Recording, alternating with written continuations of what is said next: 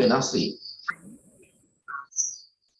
හේතුවෙන් අපි දන්නවා හිරුගේ පෘෂ්ඨයේ මත පිට ස්වභාවිකවම ගිනි දැල් නිර්මාණය වෙනවා. ඒවා මේ හිරු මත නිර්මාණය වෙන මේ මහා ගිනි දැල් සාමාන්‍යයෙන් ඇවිලුනහම අවුරුදු 10ක් 15ක් 20ක් වගේ දිග කාලයක් එක දිගට ඇවිලීම සිද්ධ වෙනවා. එහෙම ඇවිදලා යම් දවසකදී මේක ස්වභාවිකවම නිවිලා යනවා. අපි දන්නවා හැබැයි කිසියම් තැනක ගින්නක් ඇති වුනහම ඒක නිවිලා ගියාට පස්සේ එතන අඳුරු පැල්ලමක් නිර්මාණය වෙනවා. ඒ වගේම තමයි අර චුම්බක ක්ෂේත්‍රයේ වෙනස් වීම නිසා ඉහළ උෂ්ණත්වය නිසා හිරු මත නිර්මාණය වෙච්ච මේ ගිනි දැල්ල නිවිලා ගියාට පස්සේ හිරුගේ පෘෂ්ඨය මත නිර්මාණය වෙන අඳුරු කළු පැල්ලමක්. අන්නේ පැල්ලම් වලට තමයි අපි කියන්නේ හිරු ලප කියලා.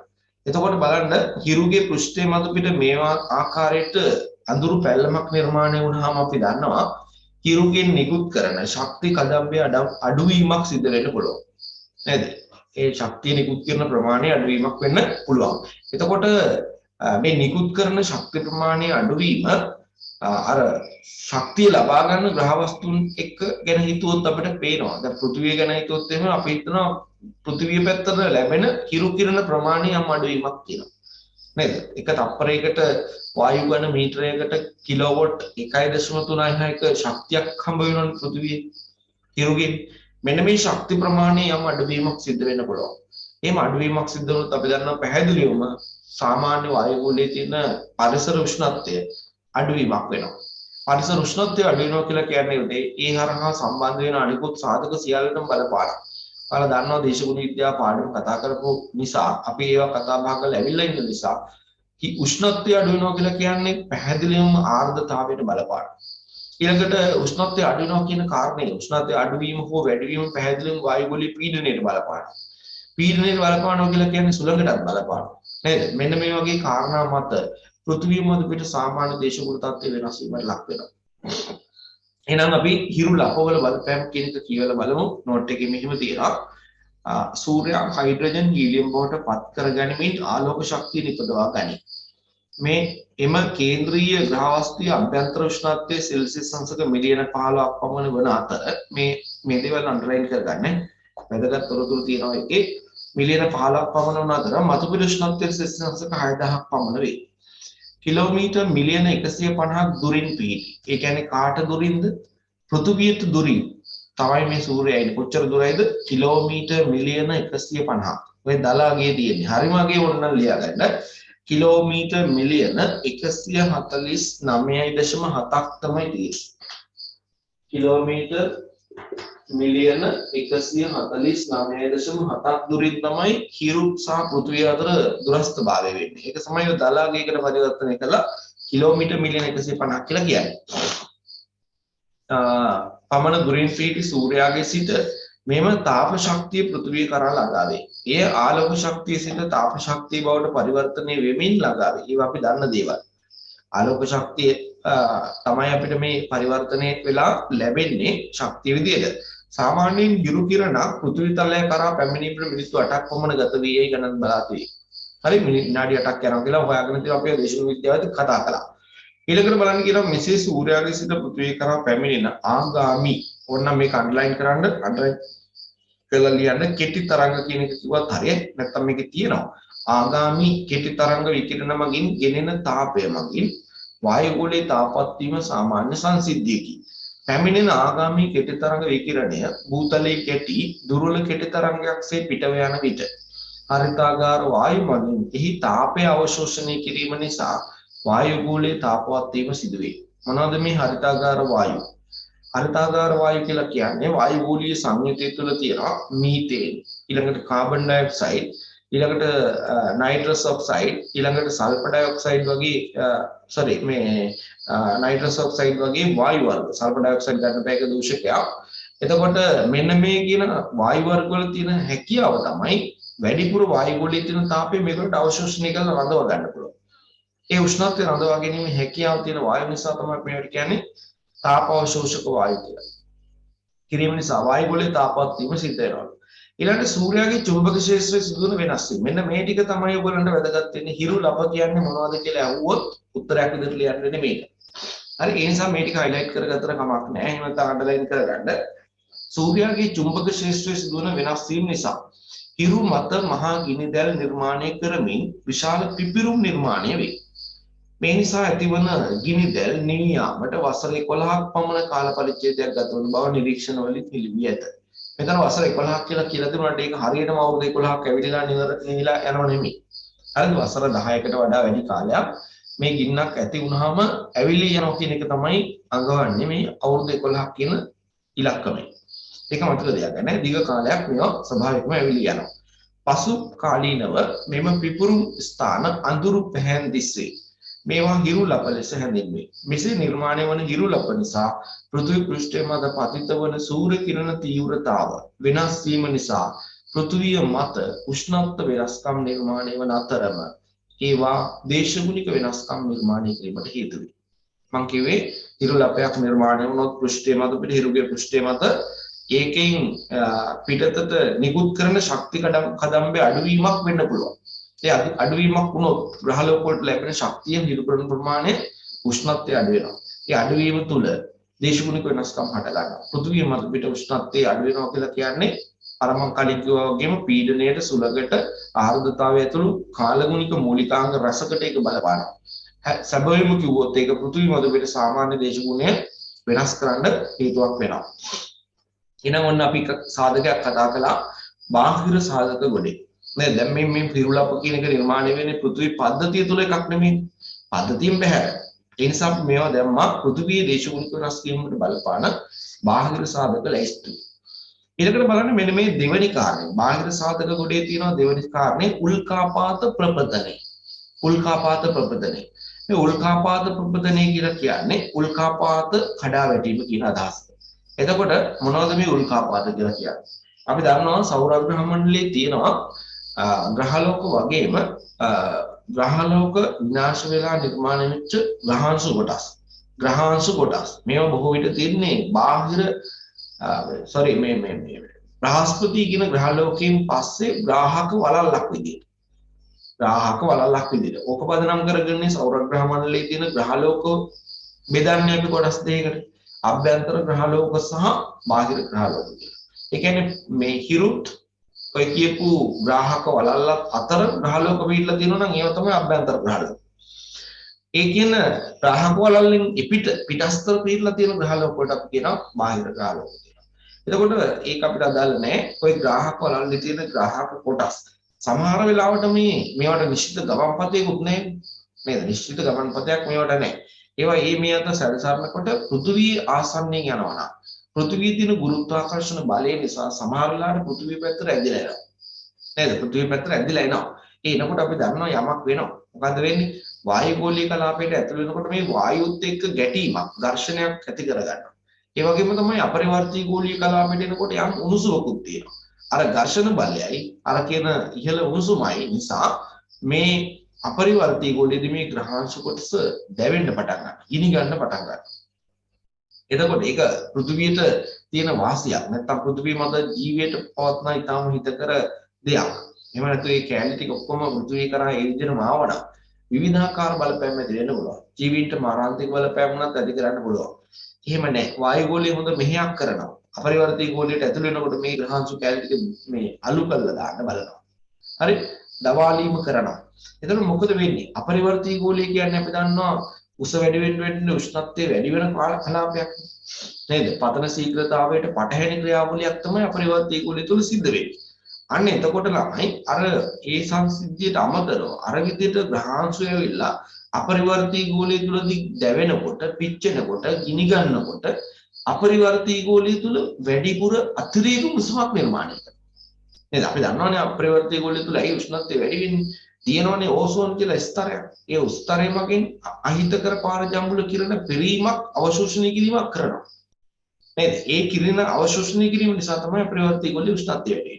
හැබැයි පුතේ අර විදියට ඇවිල්ලා ග්‍රහාංශ කොටස් මේක අස්සේ දැවිලා පිච්චිලා අලු වෙලා යනකොට ඒ වෙන්නේ නිර්මාණය කරන අතිරේක උණුසුමක් මේ කියන අපරිවර්තී ගෝලයේ උෂ්ණත්වය වැඩි කරන්න හේතු වෙනවා. එතකොට මේ සාමාන්‍ය තත්ත්වයට වඩා ඉහළ උෂ්ණත්වයක් අපරිවර්තී ගෝලය තුළ නිර්මාණය කරන්න මේ උල්කාපාත ප්‍රවෘත්තිනේ බලපානවා. එතකොට බලන්න අපරිවර්තී ගෝලය තුළ අධික උණුසුමක් නිර්මාණය වෙනවා නම් පහළින් තියෙන පරිවර්තී ගෝලයටත් ඒක බලපානවා. නේද? උෂ්ණත්වය ඉහළ යන්න බලපානවා. එතකොට ඔන්න බලන්න දේශගුණික වෙනස්කම් නිර්මාණය වීම සාමාන්‍ය දෙයක්. කියලා බලමු. පෘථිවි ග්‍රහය සතුව ගුරුත්වාකර්ෂණ බලයක් පවතින නිසා අභ්‍යවකාශයේ පවතින ග්‍රහ ලෝක කොටස් පෘථිවියට ඇද ගැනීම සිදු වේ. මේවා වායු ගෝලයට ඇතුළු වෙද්ම ගිනිගෙන දැවි විනාශ වේ. මෙසේ පෘථිවිය කරා ඇදි එන්නේ. අන්න තියෙන බලන්න මේ අර ග්‍රාහක වලලු නිර්මාණය වෙලා තියෙන්නේ එක්තරා ග්‍රහ ලෝකයක් විනාශ වෙලා කැඩිලා ගිහිල්ලා නිර්මාණය වෙච්ච කොටස් වලින් කියලා තමයි විශ්වාස කරන්නේ. මේ ග්‍රහ ලෝකේ තමයි මේ නම තියෙන්නේ ඇස්ටර්.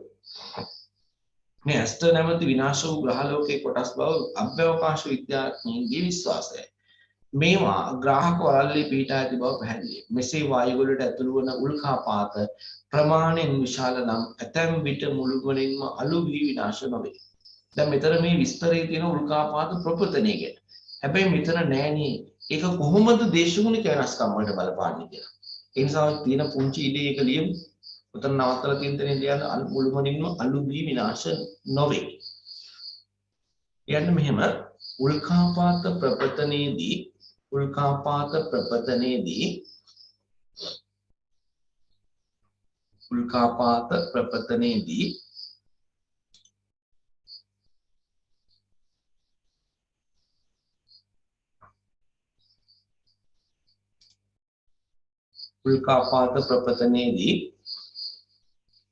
ළමයි මේ ටික කළානේ කියලා මැසේජ් එකක් දාලා තිනවා. මටත් මතකයක් තියෙනවා දැන් මේ කතා කරන යනකොට මේ ටික කළා කියලා. දැන් බලන්න උතන විස්තරය ලියලා නැත්නම් අපි එදා ලියලා නැත්නම් ලියන්න පුළුවන්. මම හිතන්නේ මේක දෙන්න ඇති. මම ආයි කියන්න. උල්කාපාත ප්‍රපතනයේදී අපරිවර්තී ගෝලීය තුල උල්කාපාත දැවී යන විට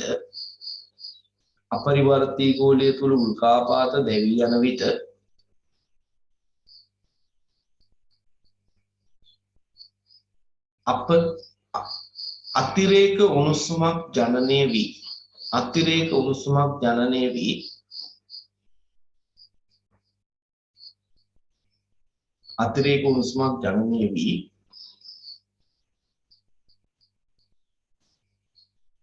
පරිවර්තී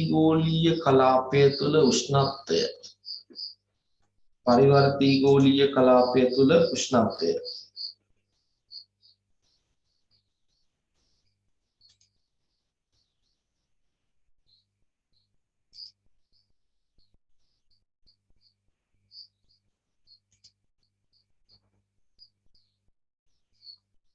ඉහළ යාමක් සිදුවීමෙන් දේශගුණික වෙනස්කම් නිර්මාණය වේ.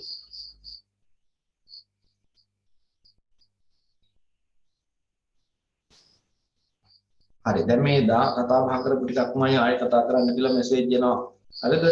හොඳයි. එතකොට මේ ටික කෙටියෙන් හරි මතක් කරපේ කමක් නැහැ කියලා හිතන්න වෙනවා. එතකොට ඔය කතා කරේ බාහිර සාධක මේවා අපිට පාලනය කරන්න පුළුවන් දේවල් නෙවෙයි. දේශගුණික වෙනස්වීම් වලට බලපානවා කියලා මේ හිරුලපවල බලපෑමත් උල්කාපාත ප්‍රපතනයත් අපිට අවශ්‍ය විදිහට කළමනාකරණය කරන්න පාලනය කරන්න බෑ. හරි ඒවා බාහිර සාධක. එතකොට දේශගුණික වෙනස්වීම් වලට බලපාන අභ්‍යන්තර සාධක ගොඩෙක් තමයි මේ හරිතාගාර ආචරණ හිම කතා කරලා දෙනවලු මේ හරිතාගාර වායු වර්ග ටිකත් ලිව්වා. ඊළඟට මේ වගුවත් කතා කළා. ඊළඟට මෙන්න මේක අයින් කරන්න කියලා කියන්නේ හිරුලපෝල බලපෑම ගන්න බෑනේ අභ්‍යන්තර සාධකයක් විදිහට. නේද? දැන් මේ කතා කරන්නේ මේ දේශගුණික වෙනස්කම් වලට බලපාන අභ්‍යන්තර සාධක. එතකොට මේක හිරුලපෝල බලපෑම මෙතෙන්ද ගන්න බෑ. ඒ නිසා මේක වැරදීමකින් වැඩිච්ච එකක්. ඒ නිසා සම්පූර්ණයෙන් මේ හිරුලපෝල බලපෑම කියන කොටස කපලා අයින් කරන්න මෙතන. තනි ඉරකින් කපලා අයින් කරන්න. මම කලින් මැසේජ් එක දාලා ඇහුව වෙලාවේ කිව්වේ හිරුලපෝල බලපෑම කියලා එතන ඉඳලා කතා කරන්න තියෙන්නේ කියලා. මෙන්න මේ කොටස ගැන තමයි කියලා දෙන්නේ අදාළ කෙනා. අපිට මේක අදාළ නැහැ මේ දෙවෙනි එක සම්පූර්ණයෙන් කපලා අයින් කරන්න. හොඳයි තුන්වෙනි එක බලන්නකො අභ්‍යන්තර සාධක කොටේ යන තුන්වෙනි සාධකය තමයි මේ පෘථිවි පද්ධතිය තුල සිද්ධ වෙන සංසිද්ධ දේශගුණික විපර්යාස වලට හේතු වෙනවා කියලා මේ කියාගෙන යන්නේ. ඒතර බලන්න තුන නෙමෙයි මේක අන්තිමට ගත්තාම අංක 2 වෙනවා. දෙවෙනි එක අයින් කරපු නිසා යමහල් ක්‍රියාකාරීත්වය. අපි දන්නවා මේ යමකම ක්‍රියාකාරීත්වය අපි හොඳින් අධ්‍යයනය කළා. මේ නිසා නිර්මාණය වෙන භූරූප ගැන කතා කරලා හොඳ අවබෝධයකින් අපි ඉන්නේ. එතකොට යමහල් ක්‍රියාකාරීත්වය කොහොමද දේශගුණික වෙනස් වීමට බලපාන්නේ? අපි දන්නවා පුතේ යමහලක් විදාරණය වෙනකොට පෘථිවි අභ්‍යන්තරයේ තියෙන බාහිර හරයේ තියෙන ද්‍රව මැග්මා මේ විවරය තුලින් පෘථිවි තලයේ මතු පිටට ගේනවා. එහෙම නැත්නම් ශිලාභූමික කලාපයට ගේනවා. එතකොට මේ පෘථිවි තලයේ මත මේ ලාවා උදාහරණකොට අපි දන්නවා පරිසර උෂ්ණත්වයට බලපාන නේද? අධික තාපයක් මේ ඇති මේ අධික තාපය වායු වලට එකතු වෙනවා. ඒ එකතු වීම හරහා ඒ අදාළ පරිසරේ නැත්නම් මේ යම්හල පුපුරාගේ ආසන්න කලාපය තුළ වායු ගෝලීය උෂ්ණත්වයේ පවා වැඩි කරන අවස්ථා තියෙනවා.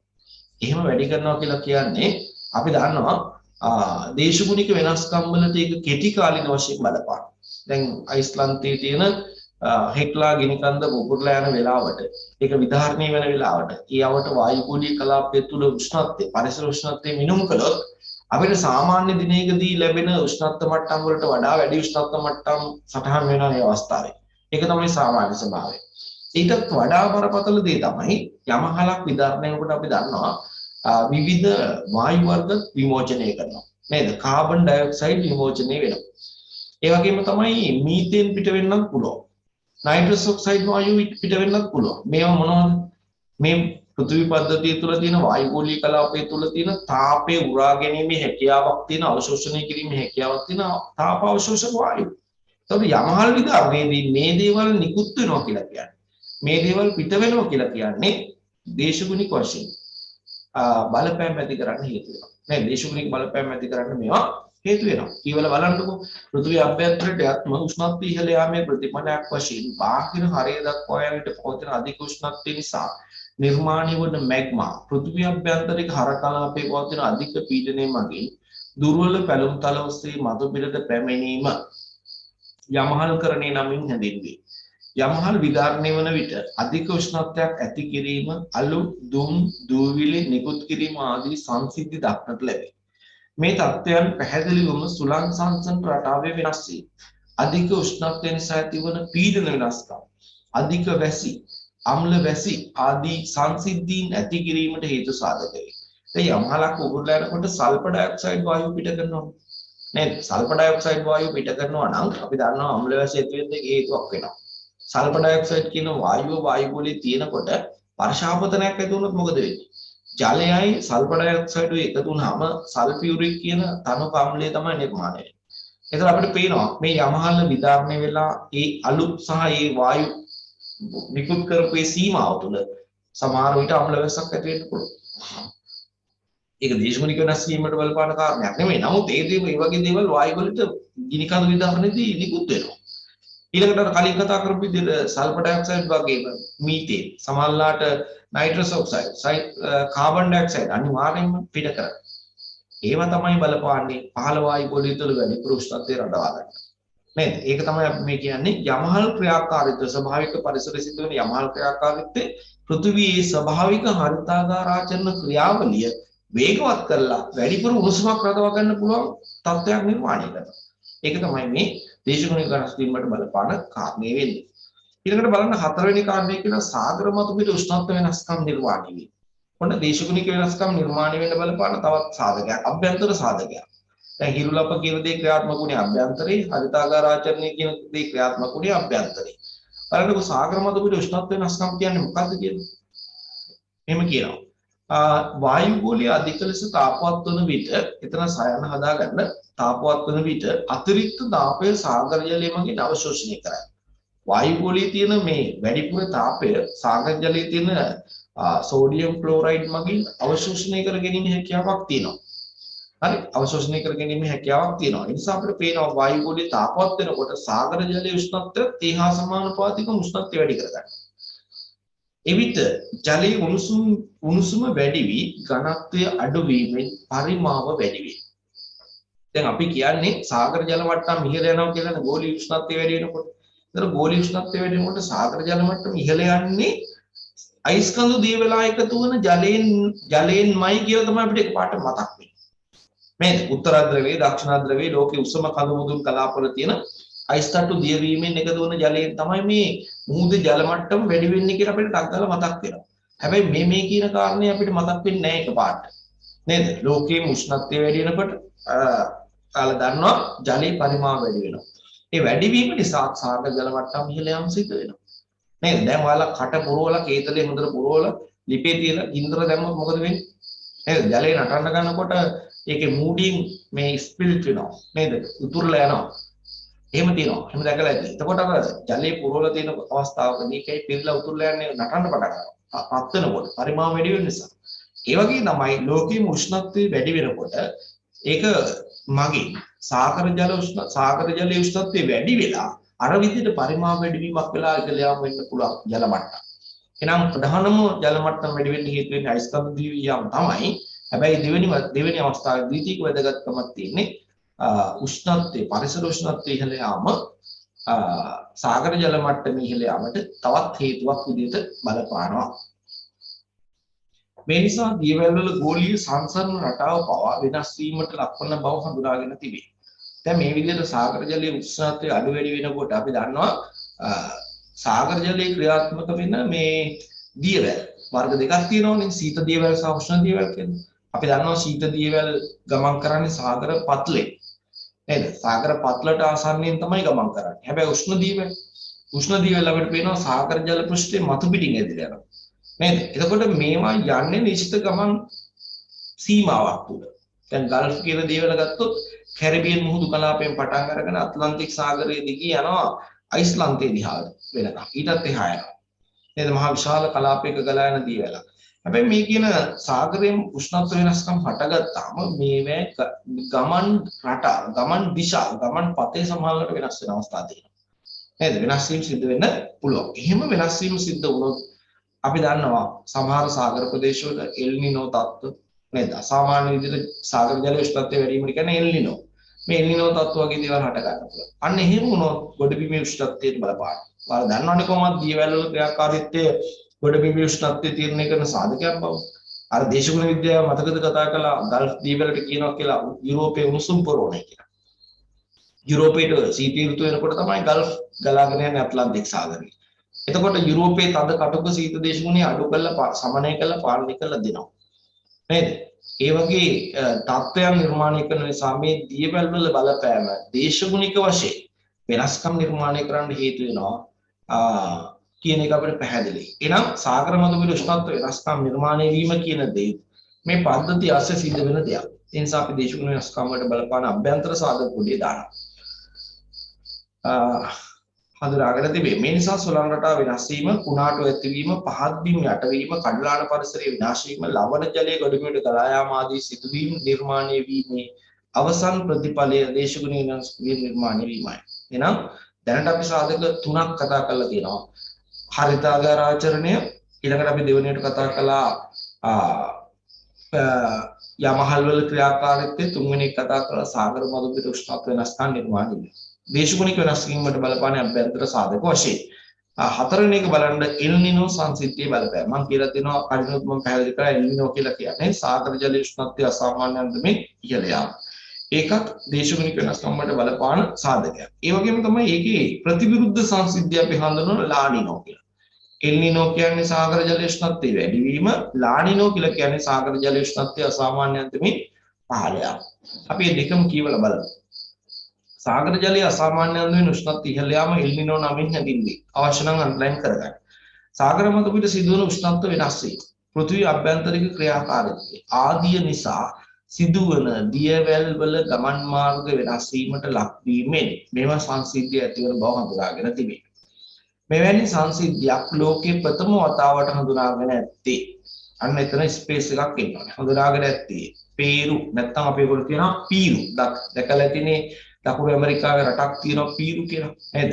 මෙන්න මේ චිලි කියන රටට ආසන්නයේ තමයි තියෙන්නේ. මේ පීරු කියන රටේ ආසන්නයේ පැසිෆික් සාගරයේ තමයි මේ ඉස්සෙල්ලාම මේ සංසිද්ධිය එල් නිනෝ සංසිද්ධිය වාර්තා වුණා කියලා කියන්නේ. පීරු හා ඉක්වදෝරයේ අවට පැසිෆික් සාගර කලාපයේදී. මෙන්න මේක පුතේ බහුවර්ණ ප්‍රශ්නයක් වෙන්න පුළුවන්. ඒ නිසා highlight කරලා තියාගන්න. එල් නිනෝ සංසිද්ධිය මුල්වරට වාර්තා වූයේ කවර සාගර කලාපයක කවර ස්ථානයකද කියලා අහන්න බැරි කමක් නැහැ. ඒ නිසා මේක highlight කරලා තියන්න. පීරු සහ ඉක්වදෝරයේ අවට පැසිෆික් සාගර කලාපයේ තමයි එල් නිනෝ සංසිද්ධිය ඉස්සෙල්ලාම හටගත්තේ. හඳුනාගන්න. හරි. කෙසේ වෙතත් මෙම සංසිද්ධිය ඇති වූ විට යාබද ගොඩබිම් කලාපවල උෂ්ණත්වය ඉහළ යාම හා ඒ ආශ්‍රිත දේශගුණික හා කාලගුණික සංසිද්ධීන් නැතිවීම නිරීක්ෂණය කළ හැකිය. ඒවා දේශගුණික වෙනස් වීම කෙරෙහි බලපෑම් ඇති කරයි. පරිසර උෂ්ණත්වය වැඩි වෙනවා නම් ආයේ කතා දෙකක් නැහැ නේ මම අර කියපු අනිකුත් කාරණාවල බලපෑමක් තියෙනවා වෙනස් වීමක් තියෙනවා. උෂ්ණත්වය වැඩි වෙනවා කියලා කියන්නේ පීඩනය අඩු වැඩි වෙන්න, ආර්ද්‍රතාවය අඩු වැඩි වෙන්න, සුළඟේ වෙනස්කම් නිර්මාණය වෙන්න නේද? මේ හැම දෙයකම බලපාන. ඒ නිසා මේ දේශගුණික වෙනස් වීම වලට එල්නිනෝ සංසිද්ධිය ඍජුව බලපාන කාරණයක්. ලානිනෝත් එහෙමයි. ඒ විදිහටම ක්‍රියාත්මක වෙනවා. හැබැයි ලානිනෝ කියලා කියන්නේ සාගර ජල උෂ්ණත්වය අසාමාන්‍ය ලෙස පහළ යාම. මේක කියවන්නකෝ ලානිනෝ සම්බන්ධයෙන් සාගර ජලයේ අසාමාන්‍ය අන්දමින් උෂ්ණත්වයේ පහළ යාම ලානිනෝ නමින් හැඳින්වේ. සාගර මතු පිට සිදුවන උෂ්ණත්ව වෙනස් වී පෘථිවි අභ්‍යන්තරික ක්‍රියාකාරීත්වය ආදී නිසා සිදුවන දියවැල් වල ගමන් මාර්ග වෙනස් වීමට ලක් වීමෙන් මෙම සංසිද්ධිය ඇතිවන බව හඳුනාගෙන තිබේ. කෙසේ වෙතත් මෙම සංසිද්ධිය ඇති වූ විට යාබද ගොඩබිම් කලාපවල උෂ්ණත්වයේ පහළ යාම හා ඒ ආශ්‍රිත දේශගුණික හා කාලගුණික සංසිද්ධීන් ඇතිවීම නිරීක්ෂණය කළ හැකිය. ඒවා දේශගුණික වෙනස් වීම කෙරෙහි බලපෑම ඇති කරයි. ඔබට මතකද දන්නේ 2011 අවුරුද්දේ ඉන්දියන් සාගර කලාපය තුළ මෙවැනි ලානිනෝ සංසිද්ධියක් නිර්මාණය වුණා.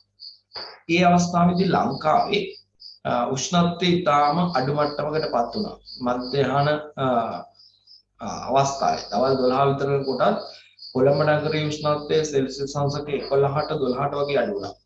දින කිහිපයක් මේ තත්ත්වය තිබුණා.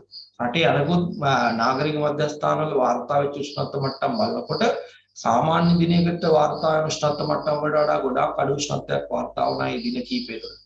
ඒක කොළඹ නගරයේ උෂ්ණත්වයේ මේ මට්ටමට පහළ වෙලා තියෙන අවුරුදු 70කට 80කට විතර පස්සේ කියලා තමයි මේ අවස්ථාවල කරපු අධ්‍යයන වලින් එළියුනේ. එවැනි සංසිද්ධීන් සිද්ධ වෙන්න පුළුවන්. එතකොට ලානිනෝ සංසිද්ධිය ක්‍රියාත්මක වෙන්නේ කවර සාගර කලාපයකද? ඊට යාබදව තියෙන රටවල ගොඩබිමේ දේශගුණය ඊට අනුකූලව හැඩගස්සන වෙනස් කරනවා. උෂ්ණත්වය වැඩි කරන එල්නිනෝ සංසිද්ධියත් එහෙමයි. එල්නිනෝ සංසිද්ධිය ගොඩබිමේ මේ සාගරයේ ඇති වුණාට ඊට යාබද ගොඩබිම් කලාපවල උෂ්ණත්වය වැඩි කරලා දේශගුණයේ කෙටි කාලීන වශයෙන් හෝ දීර්ඝ කාලීන වශයෙන් වෙනස්කම් වලට ලක් කරන්න පුළුවන්. ඒ නිසා තමයි අපි මේ අභ්‍යන්තර සාධක ගොඩේ මේ අයියමලෝ දෙන්න දාගෙන කතා කරන්නේ නේද? එල්නිනෝ සහ ලානිනෝ කියන සංසිද්ධි අවස්ථා දෙක. එහෙනම් බලන්න අපි මෙතෙන්දී අභ්‍යන්තර සාධක පහක් ගැන කතා කරමු. නේද? දේශගුණික වෙනස්කම් නිර්මාණය කරන බලපාන සාධක අපි කොටස් දෙකකට බෙදුවා. පෘථිවි පද්ධතියෙන් එළිය සිද්ධ වෙන සමහර දේවල් අපිට පාලනය කරන්න බැරි සමහර දේවල් ක්‍රියාත්මකයි. ඒවා දේශගුණික වෙනස්කම් වලට බලපාන බාහිර සාධක. තවත් සමහර සංසිද්ධි තියෙනවා පද්ධතිය අස්සේ තමයි ක්‍රියාත්මක වෙන්නේ. පද්ධතිය අස්සේ ක්‍රියාත්මක වෙලා දේශගුණික වෙනස්කම් හට ගන්නවා, ඇති කරනවා. ඒවා අභ්‍යන්තර සාධක. ඒවා පහක් කතා කළා. හරිතාගාර ආචරණය තමයි ප්‍රධානම කාරණය. නේද? ප්‍රධානම කාරණය. ඒතර හරිතාගාර ආචරණය අපිට අවශ්‍ය දෙයක්. පෘථිවි පද්ධතිය සිදු විය යුතු දෙයක්. ඒක නොවුන නම් අපි දැක්කා පෘථිවි මළුපිට හරිතාගාර ආචරණ ක්‍රියාවලිය සිදු නොවන පරිසරයේ උෂ්ණත්වය අපි බලාපොරොත්තු වෙනවා. දැන් පවතින උෂ්ණත්වයට වඩා ඍණ 33ක උෂ්ණත්වයක් පෘථිවි මළුපිට නිර්මාණය. එහෙම උනේ නේ.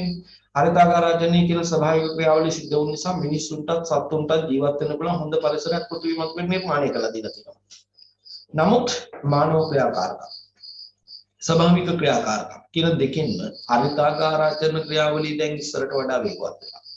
ඔබ දැක්ක වායු ගොඩේ තුල carbon dioxide, methane, nitrous oxide, CFC වගේ වායු වර්ගවල, හයිඩ්‍රොෆ්ලෝරෝ කාබන් වගේ වායු වර්ගවල වේගවත් වර්ධනයක් තියෙනවා. වැඩිවීමක් තියෙනවා. ඒ නිසා මොකද වෙලා තියෙන්නේ? හරිතාගාර ආචරණ ක්‍රියාවලිය එදාට සාපේක්ෂව වේගවත් වෙනවා. ඒ නිසා මේ අභ්‍යන්තර සාධක ගොඩේ ප්‍රබලය තමයි හරිතාගාර ආචරණ ක්‍රියාවලිය.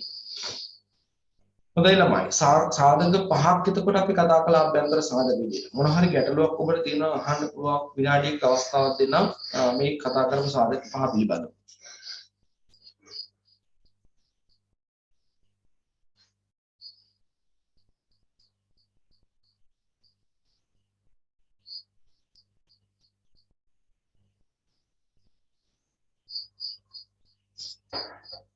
හොඳයි. මම කතා කරගෙන අතරමඟ වුණත් කමක් නැහැ ඔබට ගැටලුවක් තිබුණොත් අහන්න පුළුවන්. එතකොට මේ කතා කරපු සාධක පහම දාන්නේ අභ්‍යන්තර සාධක ගොඩේ මොන පැත්තටද? භෞතික සාධක පැත්තට. අභ්‍යන්තර සාධකත් අපි කලින් දවසේ බෙදුවා මතක ඇතිනේ මම බෝඩ් එකේ ලියලා පෙන්නුවා. අභ්‍යන්තර සාධකත් කොටස් දෙකකට බෙදන්න පුළුවන්. මිනිස්සු මුල් වෙලා සිද්ධ වෙන සාධක තියෙනවා. මිනිස්සුන්ගේ මැදිහත් වීමක් නැතුව සිද්ධ වෙන සාධක තියෙනවා. දැන් මේ කතා කරපු දේවල් මානව මැදිහත් වීමෙන් සිද්ධ වෙන දේවල් නෙමෙයි. නේද? මානව මැදිහත්වීමේ සිද්ධ වෙන දේවල් නෙමෙයි. අර හරිතාගාරාචරණය කියන එකත් ස්වභාවික ක්‍රියාවලියක් වුණේ. ඒක වේගවත් කරන මිනිස්සු දායක වෙලා දෙන එක වෙනම කතාවක්. නමුත් හරිතාගාර ආචරණ ක්‍රියාවලිය භෞතික ක්‍රියාවලිය. ඒ නිසා මේ කතා කරපු සාධක පහම ස්වභාවික සාධක නැත්නම් භෞතික සාධක. මොකට බලපානවද? දේශගුණික වෙනස් වීම වලට බලපාන. ඔන්න දැන් අපි යන්න හදනවා. දේශගුණික වෙනස්කම් නිර්මාණය කරන්න බලපාන භෞතික සාධක වල බලපෑමට වඩා වැඩි බලපෑමක් ඇති කරන්නේ මේ පද්ධතිය අස්සේ මිනිස්සුන්ගේ සිද්ධ වෙන සමහර කටයුතු සමහර ක්‍රියාකාරකම්. හරි? මේ පාර අවුරුද්දේ මේ පාර පේපර් එකෙත් මේ ගැන අහලා තිබුණා. මේ ගැන අහලා තිබුණා. නේද? දේශගුණික වෙනස් වීම වලට බලපාන මානව සාධක පැහැදිලි කරන්න තිබුණා. ලකුණු 6ක ප්‍රශ්නයක්. මොන බලන්න දේශගුණික වෙනස් වීම වලට බලපාන මානව සාධක. හරි මම එදා කියපු කතාව ආයි කියනවා. හොඳ මතක තියාගන්න. මේ අවුරුදු විභාගලිය ඉල්ලපු ළමයින්ගෙන් 20% පහෙන් එකක් විභාග ලියලා නැහැ. ඒක තවත් සාධක තහවුරුලා තියෙනවා. තව දින දෙකක් තුනක් වගේ කාලයක් අපිට ගේම් කටයුතු කරන්න තියෙනවා. ඒ මෙතෙක් වාර්තා වෙච්ච දේ ප්‍රතිඵල අනුව තමයි මේ කතාව කියන්නේ. 120ක් ළමයි විභාග ලියලා නැහැ. ඒ කියන්නේ ඒ 120 බොහෝ විට ඊළඟ අවුරුද්ද ලියනවා. ඊළඟ අවුරුද්ද ලියනවා. නේද? එතකොට ඔබට වාඩි වෙන්න ඉන්නේ ඒගොල්ලොත් එක්ක ඔබේ අවුරුද්ද ලක්ෂ 3යි නම් ළමයි හිටියේ අරගොල්ලෝ එකතු වෙනකොට 5ක් විතර වෙයි. හරි? ලක්ෂ 5ක් විතර විභාගයට ලියයි. ඒ පහෙන් තමයි 40000 තෝරගන්නේ කැම්පස් එකට. ලක්ෂ 3න් 40000 තෝරගන්නකොට තියෙන තරගී ලක්ෂ 5කින් 40000 තෝරගන්නකොට තියෙන තරගයේ ඔබට වෙනස තේරෙනවා. ඒ නිසා සෑහෙන උනන්දුවෙන් කටයුතු කරන්න වෙයි. අර අයියලත් අක්කලත් එක්ක තමයි ඔබට තරගයකට යන්න වෙන්නේ. හරි දෙවෙනි අවස්ථාවේදී ඒගොල්ලෝ chance එක ගනි බොහෝ විට ඒ අවස්ථාව ඒගොල්ලන්ට දෙනවද නැද්ද කියන එක තීරණය කරන්නේ ඔයා. ඒ නිසා ටිකක් උනන්දුවෙන් වැඩ කරන්න වෙන කාල සීමාවක් වෙයි. හොඳයි. දේශගුණික වෙනස් වීම වලට බලපාන මානව සාධක. දුර අතීතයේ මිනිසා පරිසරය සමග කටයුතු කරන ලද නමුත් පරිසරයේ සම්පත් හා ඒවා අතර පරිභෝජන තීව්‍රතා ඉක්මවා යාමක් සිදු නොවූ නිසා. ඒ කියන්නේ සම්පත් අතර තුලනේ බිඳ වැටීමක් මිනිස්සුයි සම්පත් මිනිස්සු සියලුම අවශ්‍යතා ඉෂ්ට කරගන්නේ පරිසරයේ තියෙන සම්පත් පාවිච්චි කරලානේ. එතකොට මේ පරිසරයේ තියෙන ස්වභාවික සම්පත් වල ගුණාංගයේ ලක්ෂණය තමයි ඒවා වර්ධනය වෙන්නේ නැහැ. නේද? වර්ධනය වෙන්නේ නැහැ වේගයෙන්. ඊළඟට මිනිස්සුන්ගේ තියෙන අවශ්‍යතාවල විශේෂත්වය තමයි ඒවා සීමා සහිත නැහැ. නේද? අසීමිතයි. ඒ වගේම නිතර වර්ධනය වෙනවා. එතන ඔකේ ওই දෙක අතර තියෙන ගැටීමක්. මිනිස්සු ස්වභාවික සම්පත් පාවිච්චි කරලා තමයි තමන්ගේ අවශ්‍යතාවය නිමා ගන්න. ඒ දෙක අතර තියෙන එකිනෙකට පරස්පර ලක්ෂණ. ස්වභාවික සම්පත් වේගයෙන් වර්ධනය වෙන්නේ නැහැ. සමහර වෙලාවට තියෙන ඒවා අඩු වෙලා ගියම නැවත ඇති වෙන්නේ නැහැ. හැබැයි මිනිස් අවශ්‍යතා නිතර වර්ධනය වෙනවා. අසීමිතයි. නේද? එහෙම ලක්ෂණ තියෙනකොට මේ දෙක අතර ගැටීමක් ඇති වෙනවා. මේ ගැටීමේදී වෙන්නේ අසීමිත වූ නිරන්තරයෙන් වර්ධනය වන්නා වූ මිනිස් අවශ්‍යතා ඉෂ්ට කරන්න මේ සීමිත හිඟ සම්පත් යොදා ගැනීමේදී බරපතල ගැටලු ඇති වෙනවා.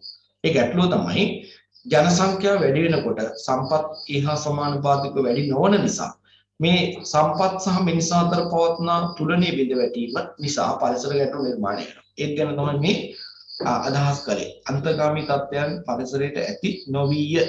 ඉස්සර එහෙම නැහැ. ඉස්සර සම්පත් සහ මිනිස් අතර තුලනේ බිඳ වැටුන්නේ නැහැ. සම්පත් තිබුණා මිනිස්සු පොඩි ජනගහනයක් හිටපු කාලේ ඒවා නෙලාගෙන ඒවා අරගෙන තමන්ගේ අවශ්‍යතා ඉෂ්ට කරගන්න කටයුතු කරනකොට දැඩි බලපෑමක් ඇති වුණේ නැහැ ළමයි. එහෙත් මානව සංහතිය අභිවෘද්ධිය යැයි හඳුනාගත් සැබවින්ම ගෝලීය ගැටලු වල හැරවුම් ලක්ෂ්‍ය වූයේ යුරෝප රටවල ඇරඹී වෙනත් රටවල් වලට වේගෙන් ව්‍යාප්ත වී ගිය කාර්මික විප්ලවයයි. අපි දන්නවා මේ කාර්මික විප්ලවය නිසා සෞඛ්‍ය අංශ වල සෞඛ්‍ය ශාස්ත්‍රයේ විශාල දියුණුවක් ඇති වුණා. උපත් අනුපාතික ඉහළ මට්ටමක තියෙද්දි මරණ අනුපාතික ඉතා වේගින් පහළ වෙනවා. ඉතා වේගින් පහළ වෙනවා. මේකෙදි උන්නේ ස්වභාවික වර්ධනය වැඩි වෙලා ජන සංඛ්‍යාව වේගින් වර්ධනය වීමක් සිද්ධ වීම. මේ සමග ජන විද්‍යාත්මක වශයෙන් උපත් මරණ අතර පැවති තුන්ලේ බිඳ වැටීමේ ලෝක ජන සංඛ්‍යාව ඝාතීය අන්දමින් වර්ධනය වූ නිසා කාර්මික විප්ලවයේ සමග පෘථිවි ගෝලයේ ප්‍රපංච ඒ කියන්නේ මේ පෘථිවි ගෝලයේ තියෙන භෞතික ක්‍රියාවලි සංසිද්ධි ගැන කියන්නේ ප්‍රපංච ගති ලක්ෂණ සංසිද්ධි හා ක්‍රියාවලි වෙනස් වීම වේගවත්ය. මානව මැදිහත්වීමෙන් සිදුවන පොසිල ඉන්ධන දහනය, වනාන්තර විනාශ කිරීම, හරිතාගාර වායු නිකුතුව මොනවාද හරිතාගාර වායු? කාබන් ඩයොක්සයිඩ්, CH4 නැත්නම් මීතේන්, ඊළඟ නයිට්‍රස් ඔක්සයිඩ් වගේ වායු, N2O කියන වායු නිකුතුව මෙම දේශගුණික වෙනස්කම් වලට බලපා තිබේ. එහෙනම් ඔන්න පද්ධතිය අස්සේ සිද්ධ වෙන මිනිසුන්ගේ ක්‍රියාකාරකම් වල ප්‍රතිඵල ටිකක් තමයි මේ කියන්නේ. මොනවද? ෆොසිල් ඉන්ධන දාහනය, වනාන්තර විනාශ කිරීම, හරිතාගාර වායු නිකුත් කිරීම මේ දේශගුණික අස්කම් වලට බලපාලා තියෙනවා. අපි ගාමුකෝ ෆොසිල් ඉන්ධන දාහනය. අපි දන්නවා ආකාර කර්මාන්තයේ කටයුතු වලදී හාර ගන්න බොර තෙල් පිරිපහදු කරන මිනිස්සු විවිධ දේවල් නිර්මාණය කරගන්නවා. නේද? ස්වභාවික ගෑස් ටික, පෙට්‍රල්, ඩීසල්, ඊළඟට භූමි තෙල් මේ වගේ දේවල් විවිධාකාර නිර්මාණය කර ගන්නවා. ඒව තමයි බල ශක්තිය අවශ්‍යතා පරිමාණයට අදටත් පාවිච්චි කරන ලෝකේ බොහොම ජනප්‍රියද මේ. මේවා පාවිච්චි කරනකොට මේවා දහනය කරනකොට අවසාන ඵලයක් විදිහට නිකුත් වෙනවා කාබන් ඩයොක්සයිඩ්. නේද? කාබන් ඩයොක්සයිඩ් ඒවත් ආපය අවශෝෂණය කරගන්න පුළුවන් වායු. එතකොට ඒ මගින් තමයි හරිතාගාර ආචරණ ස්වභාවික ක්‍රියාවලිය වැඩිවීමක් සිද්ධ වෙන්නේ. ඔබ දැක්ක අර දත්වග්ගු අධ්‍යයනය කරපු වෙලාවේ 1750ට පෙර වායු කොටස් දසලක්ෂයකට කාබන් ඩයොක්සයිඩ් කොටස් තිබුණ 285යි. නේද? හැබැයි ඒක වර්තමාන වායුගෝලීය තත්ත්වය තුළ වායුගෝලීය සංකේතය තුළ බලනකොට අපි දැක්ක සෑහෙන වැඩිවීමක් වෙලා තියෙනවා. නේද? 385ට වැඩි වෙලා තිබුණා. ඒතර එහෙම උනේ ඇයි? ඔන්න මේ කාරණා. කාර්බනික විප්ලවයේදී අපි දැක්ක කර්මාන්තවල බල ශක්තිය විදිහට මේ ෆොසිල් ඉන්ධන විශාල වශයෙන් පාවිච්චි කරනවා. පෙට්‍රල්, ඩීසල්, ස්වභාවික ගෑස් වගේ දේවල් විශාල වශයෙන් පාවිච්චි කරනවා.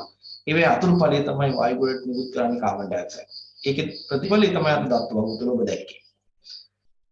මේ අතර ගල් අඟුරු, khනිජ තෙල්, ගෑස් යනාදී වේ. මේවා පෘථිවි ඉතිහාසයේ භූචලනවලදී භූ අභ්‍යන්තරයේ වැළලී ගිය ශාක හා සත්ව කොටස් අධික තාපයට හා අධික පීඩනයට ලක්වීමෙන් නිර්මාණය වී තිබේ. ඒ සියල්ලෙහි අවසාන ඵලය වන්නේ කාබන් වේ.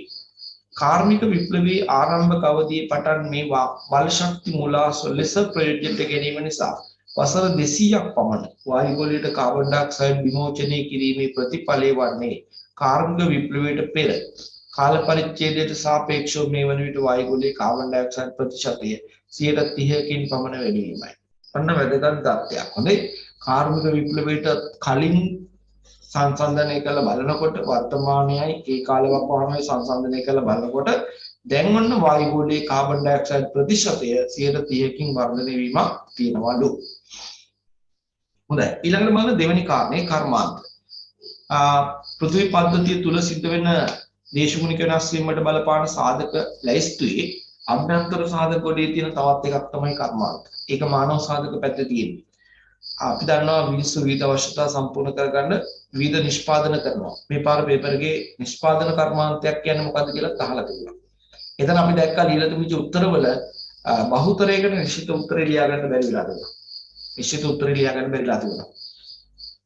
ඒගොල්ලෝ බලාපොරොත්තු වෙච්ච උත්තරේ තමයි කිසියම් අමුද්‍රව්‍ය සංයෝජනයක් කරලා එකතු කරලා මිනිස් අවශ්‍යතාවක් ඉෂ්ට කරගන්න පුළුවන් කිසියම් නිෂ්පාදනයක් බිහි කරගන්නා වූ ක්‍රියාවලිය කියන එක තමයි උත්තරයක් විදිහට බලාපොරොත්තු වෙන්නේ. හැබැයි ඉතින් මොකක් ගොඩක් අයට 90%කට විතර ලියා ගන්න බැරි වෙලා තියෙනවා. ඒ නිසා ඒ ලකුණ සම්පූර්ණයෙන් අහිමි කරගෙන තිබුණා. කර්මාන්තයක් විවිධ වර්ගයේ කර්මාන්ත ගැන කතා කරනවා. මෙතෙන්දී මේවා නිසා අපි දන්නවා අර කියපු පොසිල් ඉන්ධන භාවිතයට යම් ධනාත්මක බලපෑමක් මේ කර්මාන්ත මගින් නැති කරනවා. ඒ කර්මාන්ත බොහෝ විට අද කරගෙන යන කර්මාන්ත කිරණ ආකාරය යන වර්ග දෙකයි. ශ්‍රම සූක්ෂම කර්මාන්ත තියෙනවා, ප්‍රාග්ධන සූක්ෂම කර්මාන්ත තියෙනවා. ශ්‍රමයේ යොදාගෙන කරන කර්මාන්ත වගේම යන්ත්‍රෝපකරණ පාවිච්චි කරන කර්මාන්ත. නේද? වැඩිපුර යන්ත්‍රෝපකරණ පාවිච්චි කරන ප්‍රාග්ධන සූක්ෂමයි. වැඩිපුර ශ්‍රමයේ පාවිච්චි කරන ශ්‍රම සූක්ෂමයි. හැබැයි අද අපිට පේනවා කර්මාන්ත යාන්ත්‍රීකරණයට ලක් වෙලා නේද? ශ්‍රම සූක්ෂම වීමට වඩා ප්‍රාග්ධන සූක්ෂම තත්ත්වයට තමයි පත් වෙලා තියෙන්නේ.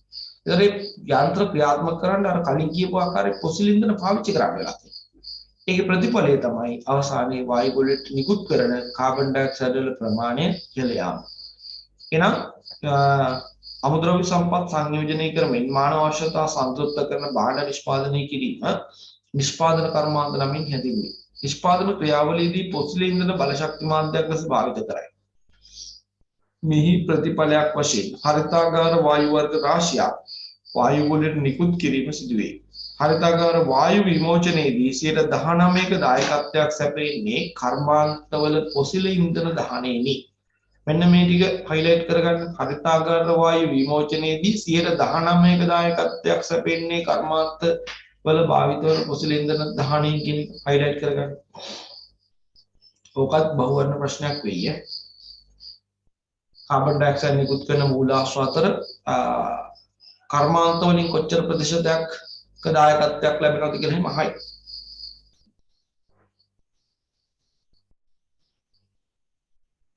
හොඳයි ඊළඟට කෘෂි කටයුතු කෘෂි කාර්මික කටයුතු ගැන කියනවා. පද්ධතිය තුල සිද්ධ වෙන මානව ජන්‍ය සාධක පැත්තේ ක්‍රියාත්මක වන දෙයක් තමයි කෘෂි කටයුතු. කෘෂි කාර්මික කටයුතු කළාම කොහොමද දේශගුණික වෙනස් වීම සිද්ධ වෙන්නේ? ඔකට තියෙන ප්‍රශ්නේ නේද? කෘෂි කාර්මික කටයුතු කළාම කොහොමද දේශගුණික වෙනස් වීම සිද්ධ වෙන්නේ? මේක පොඩ්ඩක් පැහැදිලි කරගන්න වෙනවා අපිට. අපි දන්නවා කෘෂි භෝගවගාවේ කටයුතු කරගෙන යනකොට සමහර කෘෂි කාර්මික කටයුතු තියෙනවා මේ හරිතාගාර වායු නිකුත් කිරීම කෙරෙහි දායක වෙනවා. දැන් ඔබ දන්නවා අපේ කලාපයට විශේෂ වෙච්ච වී වගාව. වී වගා කටයුතු කරනකොට අපි දැකලා තියෙනවා වගා බිම සකස් කරලා නේද? ඒකෙදි වෙච්ච ශාක ද්‍රව්‍ය, ශාක කොටස් පස පෙරලීමේදී පස පෙරලලා හදලා ජල ස්තරයකින් වහලා දානවා ටික දවසක්. නේද? ජලය බැඳලා වහලා දානවා. එතකොට අපිට මොකද වෙන්නේ? අපි දන්නවා අරක තියෙන ශාක ද්‍රව්‍ය කාලයක් තිස්සේ අර පසේ තිබිලා දි รา පත් වෙලා ජලයත් එක්ක එකතු වෙලා කාලයක් යනකොට දින කිහිපයක් යනකොට නිෂ්පාදනය වෙන්න පටන් ගන්නවා මීතේන් කියන තාප අවශෝෂක වායුව. එහෙනම් තාප අවශෝෂක වායුව නිෂ්පාදනය කරනවා. එතකොට ළමයි මේ මහා පරිමාණ වශයෙන් මේ වගා කටයුතු ලෝකෙ සිද්ධ වෙනකොට මේ කෘෂි ආර්ථික කටයුතු කරන තැන්වලද අපිට පේනවා මේ වගා කාල සීමාවන් වලදී මීතේන් නිකුත් කිරීම කරනවා. ඔන්න එක පැත්තක්. හරිතාගාර ආචරණයට බලපාන වායුවක් පිට කරන කෘෂි කාර්මික කටයුතු වලදී. ඒ වගේම තමයි අපි දන්නවා තවත් වැඩක් තියෙනවා කෘෂි කර්මාන්තයේ සත්ත්ව පාලනයේදී. ඒ සත්ත්ව පාලන කටයුතු. එතකොට සත්ත්ව පාලනයේදී අපි දන්නවා කිරි පිණිස, මස් පිණිස සතුන් නැති කරනවා. එතෙන්දී අපිට පේනවා කිරි සහ මස් සඳහා ඇති කරන සතුන් අතර වැඩිපුරම ඉන්නේ ගවයා. නේද? හරක් ඇති කරන වැඩි. එතකොට මේ හරක වගේ සතුන්ගේ ආහාර ජීර්ණ ක්‍රියාවලිය ආහාර පරිභෝජන රටාව ගැන බහලා ඇති නේද? මේ සත්තු දවල්ට ආහාර අරගෙන ඒ ආහාර ද්‍රව්‍ය ආහාර මාර්ගය තුල තැන්පත් කරගන්නවා. තැන්පත් කරගෙන රාත්‍රී කාලෙදී මේගොල්ලෝ මේ ආහාර නැවත වමාරා කැම කරනවා. ඒක ඒගොල්ලන්ගේ චාරය රටාවක්. නේද? වමාරා කැම කරනවා. එතකොට දහවල් කාලේදී අරව ආහාර මාර්ගය තුල ගබඩා කරගෙන ඉන්නකොට ආමාශයෙන් ශ්‍රාවය වෙන විවිධ එන්සයිම් වර්ග තියෙනවා. ඒවත් එක්ක අර ආහාර ප්‍රතික්‍රියා කරනවා. ප්‍රතික්‍රියා කරලා යම් ජීර්ණයකට ලක් කරනවා මේ ආමාශය තුල. එතකොට හැදෙන්නේ මේ ආමාශයේදී මීතේන් කියන වායුව. එතකොට මේ රාත්‍රී කාලේදී මේ සත්තු මේව වමාරා කනකොට මොකද වෙන්නේ? මේගොල්ලන්ගේ මුඛේ පිට වෙනවා අර ආමාශයේ තියෙන මීතේන් ටික. ඉතින් මේක සතෙක්ගෙන් දෙන්නෙක්ගෙන් සිද්ධ වුණා කියලා මේක මහා බලපෑමක් වායු වලට ඇති කරන්නේ නැහැ. හැබැයි අපි දන්නවනේ ලක්ෂ සංඛ්‍යාත වලින් මේ සත්තු ඇති කරන රටවල් ලෝකේ තියෙනවා. නවසීලන්තේ නේද? ඕස්ට්‍රේලියාව, ආජන්ටිනා වගේ රටවල් ගත්තාම අපිට පේනවා මිලියන ගණන් වලින් මේ සත්තු ඇති කරන්නේ. එතකොට මේ මහා දෙවන්ත සතුන් ප්‍රමාණය නැති කිරීමේ ප්‍රතිඵලය තමයි අවසානයේ අපිට පේනවා මීතේන් වායු වලට වැඩි වශයෙන් විමෝචනය කිරීමක් වෙනවා. එහෙනම් බලන්න සත්ත්ව පාලනයයි කෘෂි භෝගකයි කියන දෙකේදීම මේ වායු වලින් තියෙන මීතේන් ප්‍රමාණය වැඩි කරන්න අවශ්‍ය කරන වටපිටාව කෘෂි කර්මාන්තය වල නිර්මාණය කරලා දීලා තියෙනවා. ඒක දේශගුණික වෙනස්කම් වලට බලපාන. හරි කියවලා බලමු. ලෝකයේ කෘෂි කාර්මික කටයුතු සිදුවීමේදී දේශගුණික විපර්යාස වලට දායක වන විවිධ සාධක නිර්මාණය වේ. ලෝකයේ මුළු බිම් ප්‍රමාණයෙන් 40ක් 50ක් විතර බිම් ප්‍රමාණය කෘෂි කටයුතු සඳහා යොදාගත හැකි බිම් ලෙස පවතී. හරි.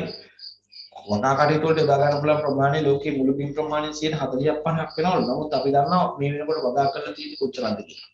නේද? කොච්චරයිද? මතක කෙනෙක් කියන්න බලන්න.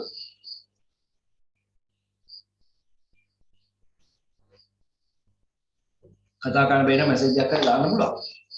ලෝකේ වගා කටයුතු වලට දාගෙන තියෙන බිම් ප්‍රමාණය කොච්චරයිද?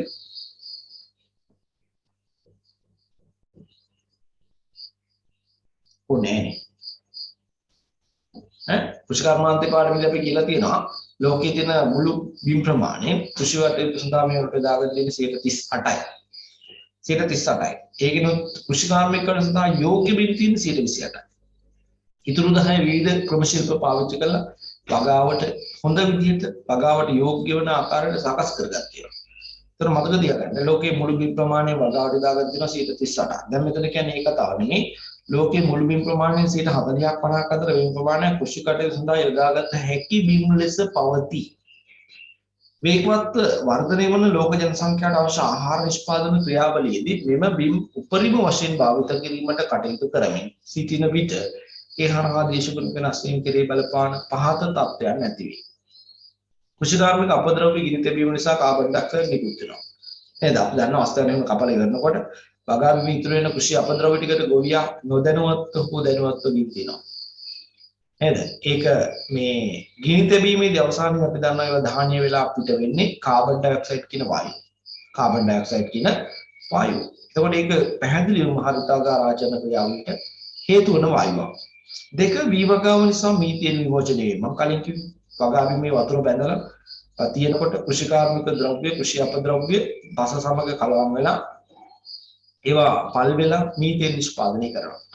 ඊළඟට තුන්වෙනි කාරණය කරා කෘෂි කටයුතු යාන්ත්‍රීකරණ නිසා පොසිල් ඉන්ධන භාවිතයේ කාබන් ඩයොක්සයිඩ් විමෝචනය වීම.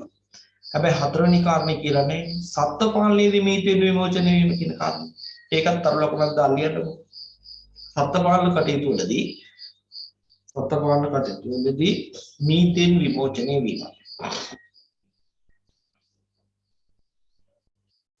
හරි මේවා මගින් සිදුවන්නේ කෙටි කාලීන හා දීර්ඝ කාලීන වශයෙන් දේශගුණික වෙනස් වීම් සිදුවීමයි. මීට අමතරව කෘෂිකාර්මික කටයුතු වල තවත් අංගයක් වශයෙන් සැලකෙන සත්ත්ව පාලන කටයුතු ඒක ඔන්න වෙනම ආරම්භ තියෙනවා. සත්ත්ව පාලන කටයුතු වලදී හරිතාගාර වායු විමෝචනය වීම සිදුවේ. එෙහිදී සත්ත්ව මල මුත්‍ර පල් වීම වමාරාකාර සතු නැති කිරීම යන අන්‍ය නිසා ගෝලීය තාපවත් වීමට කිසියම් දායකත්වයක් සැපේ. හොඳයි එහෙනම් ඔන්න මේ කතා කළේ කෘෂිකාර්මික කටයුතු අභ්‍යන්තර සාධකයක් විදිහට. නේද? අභ්‍යන්තර මොන සාධකයක්ද? මානව සාධකයක්. අපි දේශගුණික වෙනස් වීමට බලපාන සාධක වර්ග කළා කොටස් දෙකකට ප්‍රධාන වශයෙන් බාහිර සාධක සහ අභ්‍යන්තර සාධක. බාහිර සාධක දෙකයි තිබුණේ. හිරුල පොළවල් පෑම සහ උල්කාපාත ප්‍රපදනය.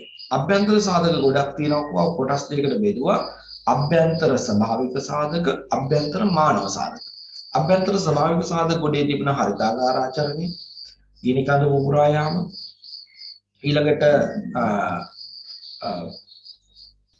යමහල් ක්‍රියාවලිය ගැන කතා කළා දෙක කිව්වා. හත් කාරණා හතරක් අපි ඉතින් කතා කළා. මේ යන්නේ අභ්‍යන්තර මානව සාධක පැත්ත. එතෙන්දී අපි දැනට කතා කරලා තියෙනවා සාධක තුනක්. කෘෂිකාර්මික කටයුතු, ඊළඟට කලින් කතා කළා කර්මාන්ත, පොසිල් ඉන්ධන දහනය. මෙන්න හතරවෙනි කාරණේ වන හරණය. වන හරණේ සරල භාෂාවෙන් වුණ ලියා ගන්න වනවැස්ම ඉවත් කිරීම. වනවැස්ම ඉවත් කිරීම. හොඳයි. වනවැස්ම විනාශ කොට දැමීම වන හරණය නමින් හැදින්වේ. කොහොමද වනාන්තර විනාශ කිරීම දේශගුණික වෙනස්කම් වලට බලපාන්නේ කියන බලපා ගන්න ඔබට හැකියාව තියෙනවා නම් ඒක තමයි මෙතෙන්දි වැදගත් වෙන්නේ. වනාන්තර අපි දන්නවා වායු ගෝලයේ තියෙන අහිතකර තාපාවශෝෂක වායුවක් එයා පරිභෝජනය කරනවා කාබන් ඩයොක්සයිඩ්. හරිත ශාකවල කරනවානේ සංකීර්ණ ආහාර නිෂ්පාදන ක්‍රියාවලියක් ප්‍රභා සංශ්ලේෂණය කියලා. මේ ප්‍රභා සංශ්ලේෂණයේදී අපි දන්නවා පරිසරයේ තියෙන කාබන් ඩයොක්සයිඩ් වායුව තමයි මේගොල්ලෝ අවශෝෂණය කරන්නේ. නේද? අවශෝෂණය කරන්නේ. එතකොට මේ කාබන් ඩයොක්සයිඩ් අවශෝෂණය කරලා ඔක්සිජන් වායුව පිට කරනවා. එතකොට මේ ක්‍රියාවලියේදී වායු ගෝලය තුල එකතු වන කාබන් ඩයොක්සයිඩ් ප්‍රමාණය තුලනය කිරීමට ඉන්න ප්‍රධානය තමයි වනාන්තර. ඊට අමතරව වායු ගෝලයේ එකතු වන කාබන් ඩයොක්සයිඩ් අවශෝෂණය කරන තව කෙනෙක් ඉන්නවා. ඒ තමයි සාගර ජලය. හරි හොඳට මතක තියාගන්න මේ කාරණේ වායු ගෝලය තුල අතිරේකව ජනනය වන එකතු වන කාබන් ඩයොක්සයිඩ් අවශෝෂණය කරන මූලාශ්‍ර දෙකක් තියෙනවා. එකක් තමයි මේ පෘථිවිය මත තියෙන වනවැස්ම. මේගොල්ලන්ට පුළුවන්කම තියෙනවා කාබන් ඩයොක්සයිඩ් උරා ගන්න. දැන් නිවර්තන වැසි වනාන්තරයක් හෙක්ටයාර එකක්. නිවර්තන වැසි වනාන්තර හෙක්ටයාර එකක් දවසකට වායු ගෝලය තුල තියෙන කිලෝග්‍රෑම් 9 කාබන් ඩයොක්සයිඩ් කිලෝග්‍රෑම් 9ක් උරා ගන්නවා. අක්කර දෙකමාරක භූමියක් දවසකට වායු ගෝලය තුල තියෙන කාබන් ඩයොක්සයිඩ් කිලෝග්‍රෑම් 9ක් උරා ගන්නවා. දවසකට 9යි නම් සතියකට හදලා බලන්න. මාසෙකට හදලා බලන්න. ඒක 4ෙන් වැඩි කරන්න. ඊට පස්සේ 12න් වැඩි කරන්න. අවුරුද්දකට හම්බ වෙයි. නේද? කොච්චර කාබන් ඩයොක්සයිඩ් ප්‍රමාණයක් අවශෝෂණය කරනවද කියලා බලන්න. ඒ නිසාම තමයි ඇමසන්, කොංගෝ, සිංහරාජ වගේ නිවර්තන වැසි වනාන්තර වලට අන්වර්ථ නාමයක් දීලා තියෙනවා. මොකද්ද මේ අන්වර්ථ නාමය? ඒ අන්වර්ථ නාමය තමයි පෘථිවියේ හරිත පෙනහළු. හරිත පෙනහළු. පෙනහල්ලේ ක්‍රියාකාරීත්වය පෘථිවිය මත සිද්ධ කරන්නේ මේ වනාන්තර. ඒ නිසා තමයි හරිත පෙනහළු කියන නම දීලා තියෙන්නේ. එතකොට ළමයි මේ කාබන් ඩයොක්සයිඩ් අවශෝෂණය කරන ප්‍රධාන මූලාශ්‍රය මෙයා. පංකවත් ද්විතීයික මූලාශ්‍රය. දෙවැනියට මේ කාබන් ඩයොක්සයිඩ් අවශෝෂණය කිරීමේ කාර්ය කරන්නේ කවුද? සාගර ජලය. සාගර ජලය මගිනුත් මේ කාබන් ඩයොක්සයිඩ් අවශෝෂණය කිරීමක් කරනවා. ඒක හැබැයි නිතර කතා බහ කරන කෙනෙක් නෙමෙයි. නමුත් ඔබ දැනුවත් වෙන්න. වනවැස්ම විනාශ කොට දැමීම වනහරණය නමින් හැඳින්වේ. විවිධාකාර වූ මානව අවශ්‍යතා වෙනුවෙන් භූමිය සපයා ගැනීමේදී පවතින වනාන්තර වැස්ම ඉවත් කරමින් භූමිය සපයා ගැනීමට සිදුව ඇති නිසා වනහරණය ගෝලීය ගැටලුවක් බවට පත්ව තිබේ. පෘථිවිය මත වනවැස්ම ඉවත් කරන විට වායු ගෝලය තුළ ඒකරාශී වන කාබන් ඩයොක්සයිඩ් ප්‍රමාණය අවශෝෂණය කරගෙන සමතුලනය ඇති කර ගැනීම අඩාල වේ. මේ නිසා වැඩි වශයෙන් සූර්ය තාපය අවශෝෂණය වීමෙන් පහළ වායු ගෝලීය තාපවත් වීම සිදු වේ. අපි අර උදාහරණ මෙතෙන්ට ලියමු. දවසකට කොච්චර ප්‍රමාණයක් අවශෝෂණය කරනවා කියලා උදාහරණයක් වුණා. අන්න ඒක මෙතෙන්ට ලියමු.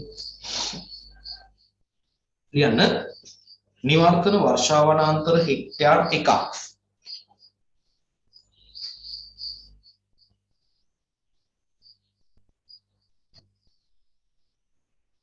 නිවර්තන වර්ෂාවනාන්තර හෙක්ටයාර් 1ක්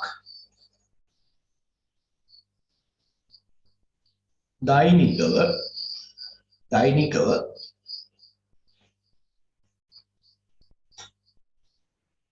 වායු ගෝලය තුල ඒකරාශී වන කාබන් ඩයොක්සයිඩ් දෛනිකව වායු ගෝලය තුල ඒකරාශී වන කාබන් ඩයොක්සයිඩ් දෛනිකව වායු ගෝලය තුල එකතු වන කාබන් ඩයොක්සයිඩ් කිලෝග්‍රෑම් 9ක්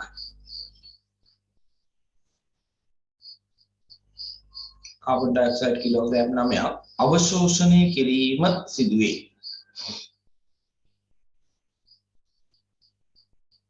කිලෝග්‍රෑම් 9ක් අවශෝෂණය කිරීම සිදුවේ.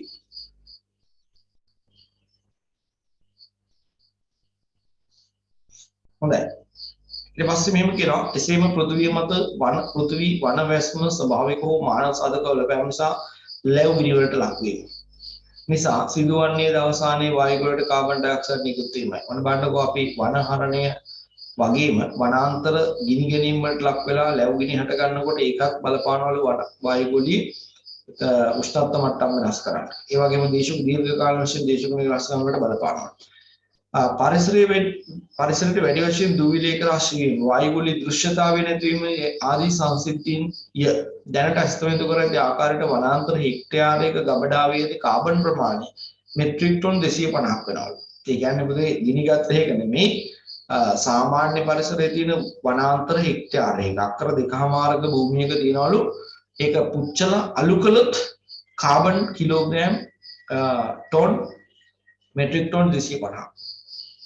හරි කාබන් මෙට්‍රික් ටොන් 250ක් තියෙනවා. ඉතින් මේක ලැබු ගිනි වලට ලක් වෙලා හරි වෙනයම් දෙයකට ලක් වෙලා හරි මේක විනාශ වෙලා යනවා කියලා කියන්නේ ඒ කාබන් මෙට්‍රික් ටොන් 250ම වායු ගෝලයට එකතු කරනවා.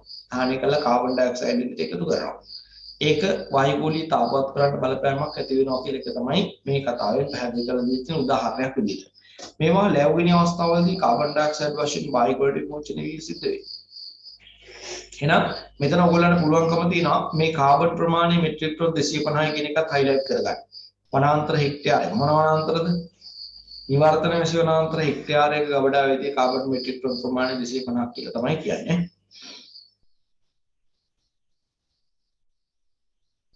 හොඳයි ඊළඟට බලන්න දේශගුණික වෙනස් වීම නිසා සිදුවේ බලපෑම. එහෙනම් ඕනනම් සරල chart එකක් හදාගන්න මේ අපි කතා කරපු සාධක ටික දාලා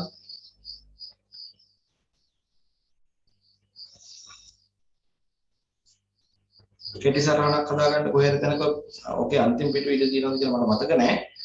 බලලා එතන හරි කමන්නේ හදාගන්නකො දේශගුණික වෙනස් වීම වලට බලපාන සාධක. මම එදා පොඩි එකේ ලිව්වා.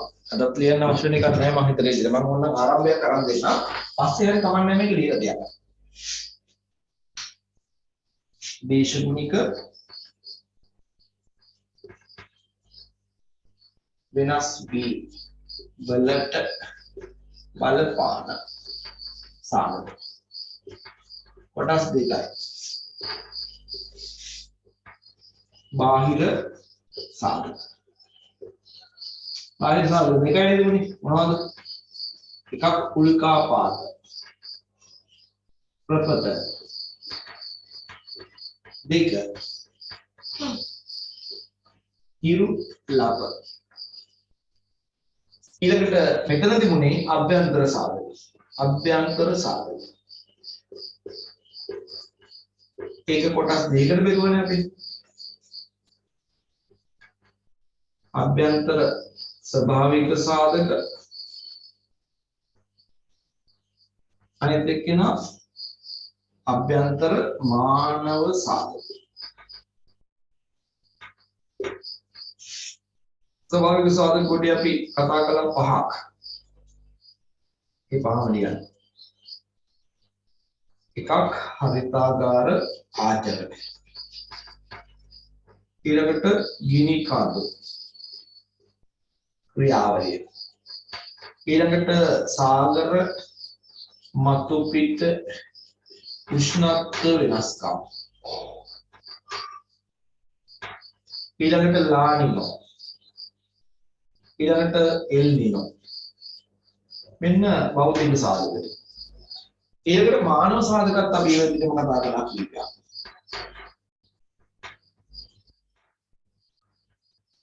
වන හරණය මේ අන්තිමට කතා කරපු වන හරණය ඊළඟට ෆොසිල ඉන්ධන දහන ඊළඟට කෘෂි කටයුතු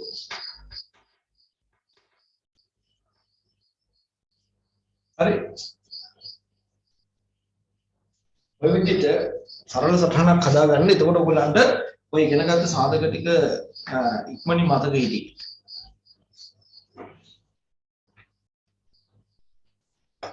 මේකේ අන්තිම පිටුවල ඉඳ තියෙනවද ළමයි නෑ නේ වෙනම කොලයක් ඔයගලන්ට ගන්න වෙනවා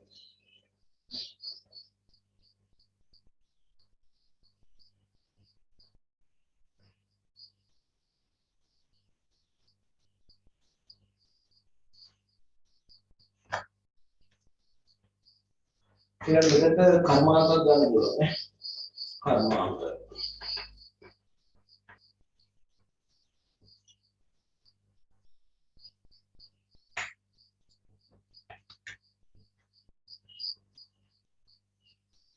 හොඳයි එහෙනම් අපිට තව ඉතුරුලා තින්නේ මාතෘකා දෙකයි මේ මාතෘකාව නැත්තම් දේශගුණික වෙනස් වීම කියන පාඩමේ ඒ දේශගුණික වෙනස් වීම නිසා සිදු වෙන පුළුවන් බලපෑම් සහ දේශගුණික වෙනස් වීම අවම කිරීම සඳහා ආරම්භ වෙන ක්‍රියාමාර්ග ඔය විදිහට අපි ඉක්මනට කතා කරමු බලමුකෝ අපි මෙහෙම දේශගුණික හා කාලගුණික සංසිද්ධීන් සියල්ලම හටගන්නේ පහළ වායුගෝලීය කලාපය තුළ වීමත් සියලු මානව ක්‍රියාකාරකම් දක්නට ලැබෙන්නේ මෙම කලාපයේ වීම නිසා දේශගුණික වෙනස් වීම නිසා සිදුවන බලපෑම් පිළිබඳව අධ්‍යයනය කිරීම වැදගත් වේ. මෙම බලපෑම් අධ්‍යයනයේ පහසු සඳහා භෞතික පරිසරයට සිදුවන බලපෑම් සහ මිනිසාට සහ ඔහුගේ ක්‍රියාකාරකම් වලට බලපාන බලපෑම් වශයෙන් කාණ්ඩ දෙකකට බෙදා අධ්‍යයනය කරනවා. මොන බලන්න බලපෑනුත් බෙදලා තියෙන කොටස් දෙකකට. මොනවාද? භෞතික පරිසරයට සිදුවන බලපෑමුයි මිනිසුන්ට සිදුවන බලපෑම් කියලා තමයි කොටස් දෙකකට වෙන් කරලා තියෙන්නේ. එහෙනම් අන්න දේශගුණික වෙනස් වීම මගින් පරිසරයට සිදුවෙන්නේ නැත්නම් මේ භෞතික පරිසරයට සිදුවන බලපෑම්. මේවා ලීසි දේවල් කරුණු වශයෙන් ඉදිරිපත් කළ දෙන නිසා අපි ඉක්මනින් කතා කරගෙන යමු. එක සාගර ජල මට්ටම ඉහළ යාම. මම ඔයගොල්ලන්ට කිව්වා සාගර ජල මට්ටම ඉහළ යාම සිදු වෙන පුළුවන් ක්‍රම දෙකයි. ඒකෙන් සුලභම ක්‍රමේ නැත්නම් වැඩිම දායකත්වයක් දෙන ක්‍රමේ තමයි උෂ්ණත්වය වැඩි වෙනකොට මේ දේශගුණික වෙනස්කම් වල ප්‍රතිඵලයක් විදිහට වායුගෝලීය උෂ්ණත්වය ඉහළ යනකොට අයිස් කඳු දී වෙනවා. ආර්ක්ටික් ඇන්ටාර්ක්ටික් ග්‍රීන්ලන්තය වගේ ප්‍රදේශවලයි ඉහළම කඳුකර මුදුන් කලාපවල තියෙන අයිස් තට්ටුවේ දී වෙන්න පටන් ගන්නවා. ඒවා දී වෙලා මුහුදට ජලය එකතු වෙනකොට මුහුදු ජල මට්ටම වැඩි වෙනවා. ඕක තමයි ප්‍රධානම කාරණේ. ඊට අමතරව මම කියවා වායුගෝලීය උෂ්ණත්වය වැඩි වෙනකොට මේ වායුගෝලීය උෂ්ණත්වය අවශෝෂණය කරනවා කාබන් මේ සාගර ජල පෘෂ්ඨය මගින්. ඒ සාගර ජල පෘෂ්ඨය මගින් මේක අවශෝෂණය කරනකොට සාගර ජලයේ පරිමාව වැඩි වෙලා ජල මට්ටම ඉහළ යාමක් සිද්ධ වෙනවා. හැබැයි ඉතින් ඒක අර අයිස් කඳු දියවීමෙන් සිදුවන ජල මට්ටම ඉහළ යාම තරම් වේගවත් එකක් නෙමෙයි. නමුත් මේ ජල මට්ටම ඉහළ යාමට මේ කාරණේ බලපානවා. ගෝලීය තාපවත් වීම නිසා අක්ෂාංශීය වශයෙන් හා උන්නතාංශයේ ඉහළ ප්‍රදේශවල පවතින අයිස් තත්ත්ව දියවි සාගර වලට එකතු වීම හා සාගර ජලයේ තාපවත් වී උත්ප්ලාවය වීම. උත්ප්ලාවය වෙනවා කියලා කියන්නේ අර මේ ඉහළට එනවා. හරි වැඩි වීමක් සිද්ධ වෙනවා. නිසා විරලාසන්න පහත් වීම ස්ථිර වශයෙන් ජලයෙන් යටවීම සිද්ධ වෙනවා. එතෙන්ට ඕන උදාහරණයක් ලියන්න පුළුවන්. 2050 වෙනකොට මාලදිවයින් මුහුදුපත් වීම. උදාහරණ ලියන්න 2050 වෙනකොට මාලදිවයින් මුහුදුපත් වීම.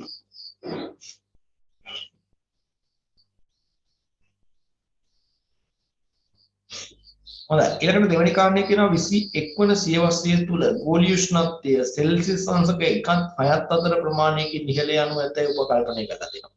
කවුද මේක කියන්නේ? දේශගුණික විපර්යාස පිළිබඳ අන්තර්රාජ්‍ය අණු කමිටුව. වරාංගසේ කියන්නේ 21 වන සියවසය තුල ගෝලීය උෂ්ණත්වය කොච්චර ප්‍රමාණයකින් ඉහළ යයිද කියලා ඒක තමයි නිර්ණය කරලා තියෙන්නේ. දේශගුණික විපර්යාස පිළිබඳ අන්තර්රාජ්‍ය අණු කමිටුව.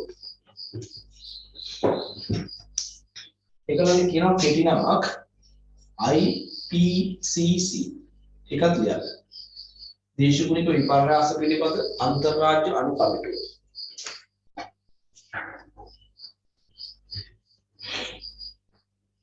දේශගුණික විපර්යාස පිළිබඳ අන්තර්රාජ්‍ය අණු කමිටුව. ඉතින් බලන්නකො සෙල්සියස් අංශක 1.6 අතර ප්‍රමාණයකින් මේ විදිහට උෂ්ණත්වය ඉහළ යනවා. නේද? මේ විදිහට උෂ්ණත්වය ඉහළ යනවා නම් සාගර ජල මට්ටම කොයිතරම් ඉහළයයිද?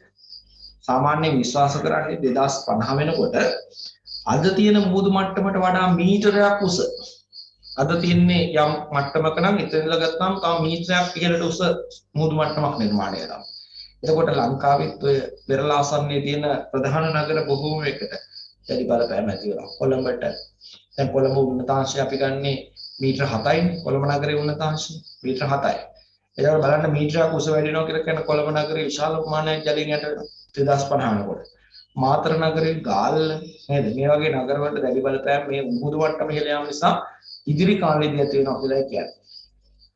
තුන්වෙනි කාරණේ නියඟේ හා කාන්තාරීකරණය ඇතිවීම. මේ දේශගුණික විපර්යාස සිද්ධ වෙනකොට සමහර ප්‍රදේශවල තියෙන වියලි බව තවත් වැඩි වෙනවා. ඒක නියඟකාරී තත්ත්වයන් බවට පත් වෙන්න තියෙන අවකාශ වැඩි වෙනවා. ලෝකේ නියඟයට ලක් වෙලා තියෙන යම් විප්‍රමාණයක් තියෙන එක ප්‍රසාරණය වෙනවා. ඒ වගේම තමයි නියඟයේ දිගු කාලයක් තිබුණාම අපි කියන්නේ කාන්තාරීකරණය නේද? කාන්තාරීකරණය. ඒතර ඒ කාන්තාරීකරණයට ලක් වෙච්ච බිම් තියෙනවා ලෝකයේ 20%ක්. ලෝකයේ මුළු භූමියේ 5න් එකක් කාන්තාර. එතකොට මේ කාන්තාර වලට වෙන් වෙච්ච භූමිය තව දුරටත් වැඩි වෙයි. මේ දේශගුණික වෙනස්කම් හේතු වෙලා තියෙනවා. අතර කියනවා සාගර මත පිට උෂ්ණත්වය වැඩි වීම නිසා සුළි කුණාටු වර්ධනය වීම හා ඒවා ඇතිවන සංඛ්‍යාත ඉහළ යාම. දැන් බලන්න බෙන්ගාල බොක්ක ආශ්‍රිත මුහුදු කලාපයේදී අපිට සමීපම සුළි කුණාටු වට ගන්න කේන්ද්‍රස්ථානයේ බවට පත් වෙලා තියෙනවා. ඒතර බලන්න අවුරුද්දකට ඇතිවන සුළි කුණාටු සංඛ්‍යාව විවිධ නම් වලින් හඳුන්වන සුළි කුණාටු විශාල ප්‍රමාණයක් නිර්මාණය වෙනවා. නේද? ඇයි එහෙම වෙන්නේ? එහෙම නිර්මාණය වෙන්නේ. අපි දන්නවා සාගර ජලයේ උෂ්ණත්වය වැඩි වෙනකොට ඒ තැන්වල අඩු පීඩන කේන්ද්‍ර හට ගන්නවා. ඒ තැන්වලට මේ අඩු පීඩන කේන්ද්‍ර වලට බැහැරින් සුළං හමායම නිසා මේ සුළි කුණාටු වර්ධනය වෙනවා. අපි දන්නවා සුළි කුණාටු හටගන්නේ සාගර කලාපවල. ඒව හටගෙන වර්ධනය වෙලා ප්‍රචණ්ඩ වෙලා තමයි ගොඩබිම් වලට කඩාවැදෙන්නේ. ගොඩබිම් වලට කඩාවැදුනහම සාගර වල වගේ නෙමෙයි භෞතික බාධක තියෙනවා, මානව බාධක තියෙනවා, මේවා ගැටිලා ඒකේ ස්වභාවිකවම වේගය අඩු කරගෙන විනාශ වෙලා යනවා. ඕක තමයි සාමාන්‍ය ස්වභාවය. සාගර කලාපවල හටගෙන ගොඩබිම් වලට කඩාවැදලා විනාශ වෙලා යනවා. එතකොට මේ සාගර මත පිට උෂ්ණත්වය වැඩි වීම පැහැදිලිවම පීඩනය අඩු කරන්න හේතුවක් වෙලා නේද? උෂ්ණත්වය වැඩි දැන පීඩනය අඩු වෙන්නේ. ඒ වායු අංශ රත් වෙලා ඒ තාපවත්වන වායු සිරස් ඉහළට ගිනවා. ඒ නිසා තමයි අඩු පීඩන හැදෙන්නේ. ඒ අඩු පීඩන හැදෙනකොට ඒ තැන් වලට බැහැරින් සුළං ඇතුල් වීමේ ප්‍රතිඵලයේ විදිහට තමයි සුළි කුණාටු වර්ධනය වෙන්නේ. එතකොට ඒව ඇති වෙන්න පුළුවන් අවස්ථා ගණන සංඛ්‍යාතය වැඩි වෙනවා කියන එක කියනවා.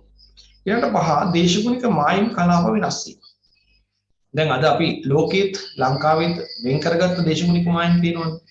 නේද? වියලි කලාපය, තෙත් කලාපයට මාරුලා යන්නේ මෙන්න මේ සීමාවෙන් කියලා දල රේඛාවක් ගහගෙන අපි ඉන්නවා. ඇත්තම ලෝකේව නැහැ. නමුත් එහෙම වෙන් කරගෙන ඉන්නක් තියෙනවා. ඊළඟට වියලි කලාපයේ අර්ධ ශුෂ්ක කලාපයට මාරුලා යන්නේ මෙන්න මේ සීමාවෙන් මේ කලාප වලින් කියලා අපි වෙන් කරගෙන තියෙනවා.